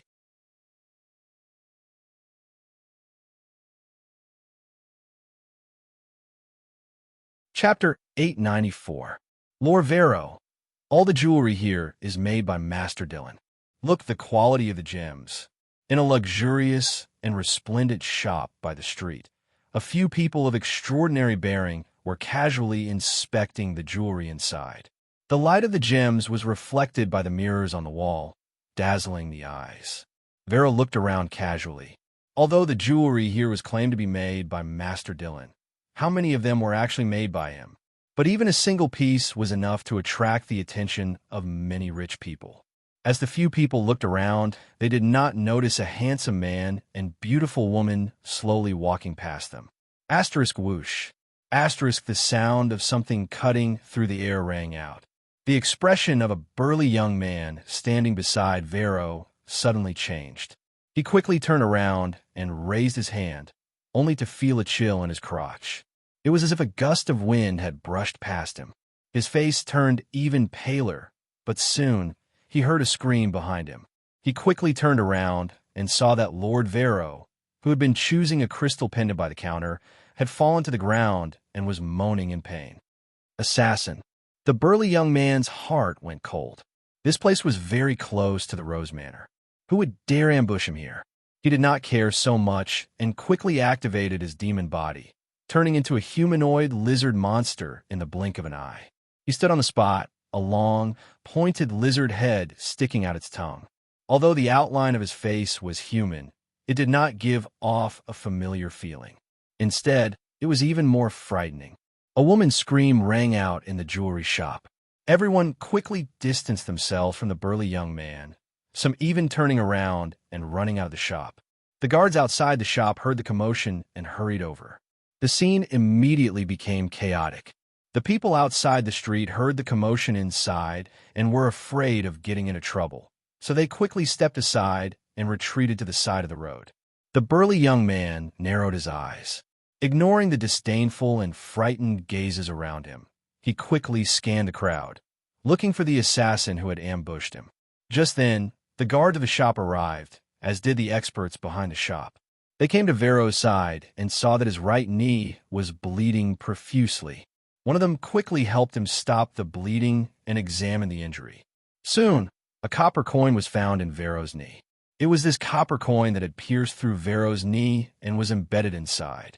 Seeing that there was no poison on the coin, the expert heaved a sigh of relief and immediately ordered his men to send Vero for treatment. On the street, Dean held Aisha's hand and continued to stroll as if nothing had happened. He felt that he was very merciful and didn't directly take his life. He took advantage of the situation and attacked. As for what happened after that, he did not pay attention to it. He was too lazy to care. Such a small character should be taught a lesson. He did not want his mood to be ruined by such a small character. It was a rare leisure time. Dean took Aisha to visit various shops and some famous scenery in the capital, such as a fountain square, a crystal garden, and so on. He found that the physical consumption of shopping was not inferior to fighting. He couldn't help but smile bitterly in his heart. He looked at Aisha, who was still as quiet as a virgin, and sighed in his heart. But soon he cheered up and said, "We bought a lot of things today. Let's go back. Those 2 sets of clothes should fit you very well. Let's go back and change them. What do you think?" Aisha's expression was calm and indifferent. Dean slightly pursed his lips and led her back to the Rose Manor. On the way back, he heard the lords talking about Vero being injured by a sneak attack.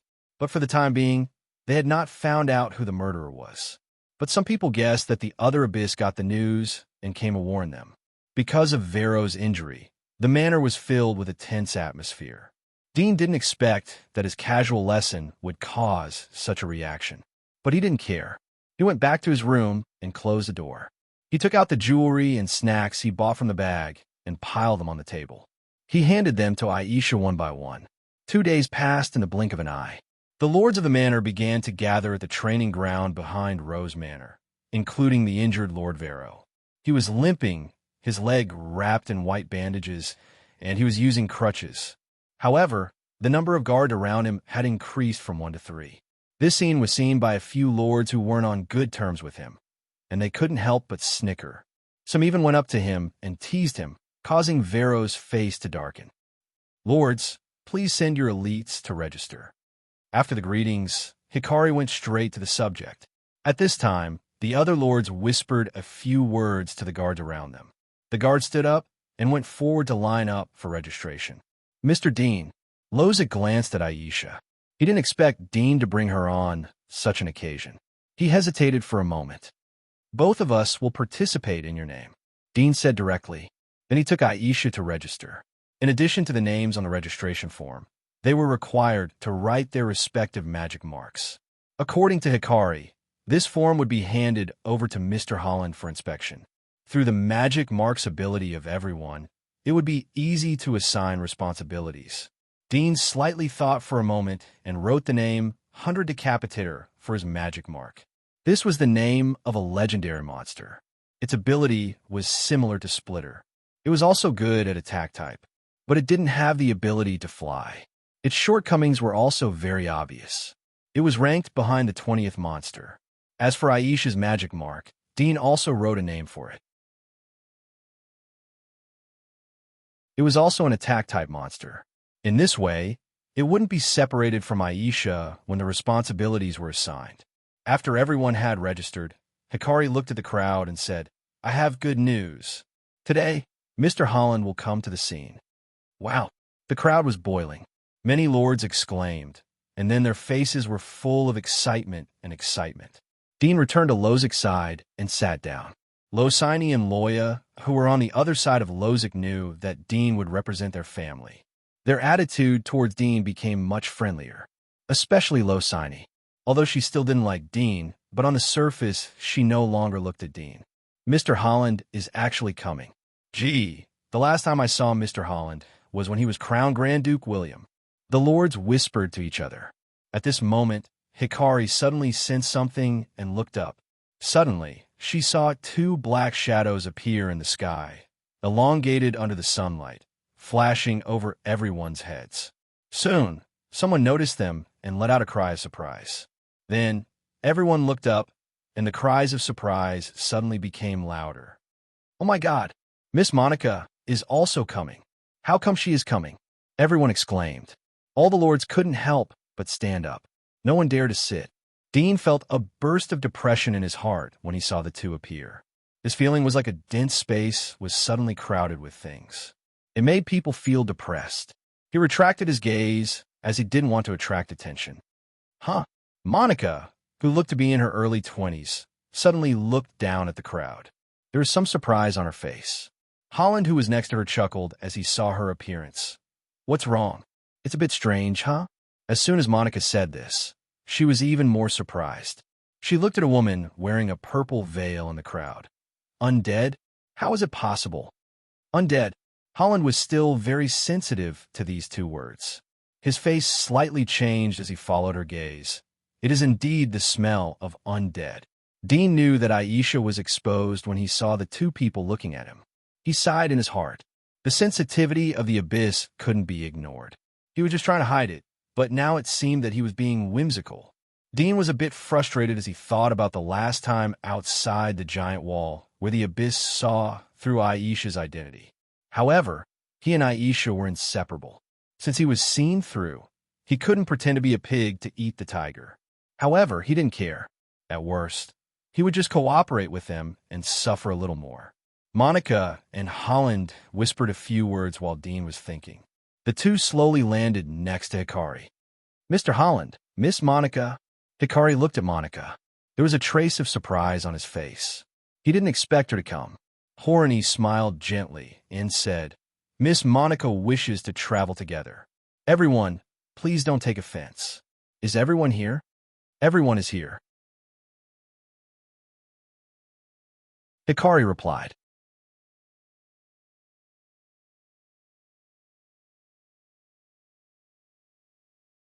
Chapter 895. Undead. Everyone was surprised as they looked in the direction of Dean. They saw the woman sitting quietly next to him. She was motionless. They felt a trace of strange and inexplicable chill. Since it was Holly who asked, it was obviously not a simple question. 7 or 8 lords who were sitting around Dean hurriedly got up. Some of them were in a hurry and almost tripped over the legs of the chair. Nevertheless, no one laughed at them. They looked at Dean and his female companion in bewilderment. Undead. Lozik, who was sitting next to Dean, was so scared that he almost fell on the grass. He looked at Dean in horror, but he saw that Dean was calm, as if he didn't want to explain anything. Lozik wanted to get up and stay away from Dean, but he was afraid that he would anger Dean. He froze in place, and his hair stood on end. "What is her identity? Do I need to answer you?" Dean calmly looked at Holly. "You only need to know that she is my female companion." Holly slightly raised his eyebrows. He didn't expect Dean to have such a big tone, but he thought of Monica's words and Dean's attitude and tone at the moment. It was obvious that Dean acquiesced to the fact that his female companion was an undead. He didn't defend himself. Secondly, he didn't seem to be afraid of the fact that Holly would capture him. His confident attitude, coupled with Monica's speculation, made Holly's eyes narrow. He knew that Monica's guess was most likely to be true. However, he was from the abyss. It was a bit self-deceiving to think that Holly could scare him with his attitude alone. Holly glanced at the surrounding lords. He quietly looked at Dean. "Are you from here?" Dean indifferently said, "Yes, I'm from another wall." Dean knew that he couldn't continue to hide his identity when Aisha's identity was exposed. But even if it was exposed, he wasn't worried about his own safety. The lords who wanted to scold Dean for his attitude choked as they heard Dean's words. They looked at Dean in shock. They didn't expect that a person from another world would be sitting next to them. Although the lords didn't like to leave the giant wall, but they knew how dangerous the environment outside the giant wall was. Wasn't he also a walker of the abyss if he could cross the giant wall to come here? While the lords were bewildered, Harani chuckled and said, "I wonder what business your excellency has here. I'm just passing by. I heard that you know about the ice worm, so I want to inquire about it. In my opinion, you have gathered so many cannon fodder to help you explore the way outside the giant wall. Most probably you don't have a full grasp of the ice worm. How about we cooperate, and whoever finds it will get it?" Dean looked at Holly and Monica. He wasn't nervous at all. His confident appearance made Holland and Monica frown. They were two abyss experts, while Dean was alone. He dared to be so arrogant in a 1-versus-2 situation. Moreover, they felt that since Dean was able to come to the banquet, he had some understanding of the situation inside the giant wall. At least he knew that the Wall Lord wasn't present yet. They had 3 abyss experts on their side. However, looking at Dean's appearance, it seemed that he didn't care. Was it because of his magic marks that he was good at escaping? Or was his strength beyond that of the abyss? Thinking of these 2 points, Harani and Monica's expressions became a bit more serious. If it was the first kind, then it would be fine. He was good at escaping, but not necessarily good at fighting. At most, he could only discuss people. But if it was the second kind, then it would be very difficult to deal with. Thinking of this, the 2 of them looked at each other and communicated with their eyes for a while. Monica shook her head slightly and signaled with her eyes. Holly saw the trace of softness in her eyes and sighed in his heart. He wanted to test Dean, but Monica refused to cooperate because there were many lords present. If they suddenly attacked Dean, it would be too big of a movement. It was inevitable that the lords would be affected.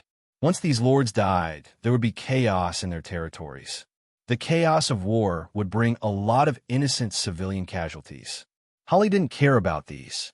Usually he would think about it, but in this special situation, he was too lazy to care about it. Monica didn't want him to act alone. If Dean was the second possibility, then he would suffer a big loss. Since you know the news, then I have nothing to say. But we found this thing first. Why should we cooperate with you? Holly's eyes were gloomy as he said in a cold voice. The surrounding lords were the overlords of their territories. They were shocked when they saw Holly's reaction. They couldn't help but turn to look at Dean. But the next moment, Dean's words made the lords go into an uproar. "I'm also an abyss. Since I know about this thing, then there is no reason to give up. At least you 2 can't make me give up, even if the Wall Lord comes." Dean said calmly, but his tone was very big. Although he hadn't fought against the abyss, but he was confident that he wouldn't lose much. He was sure that the relationship between the 3 abyss wasn't that close.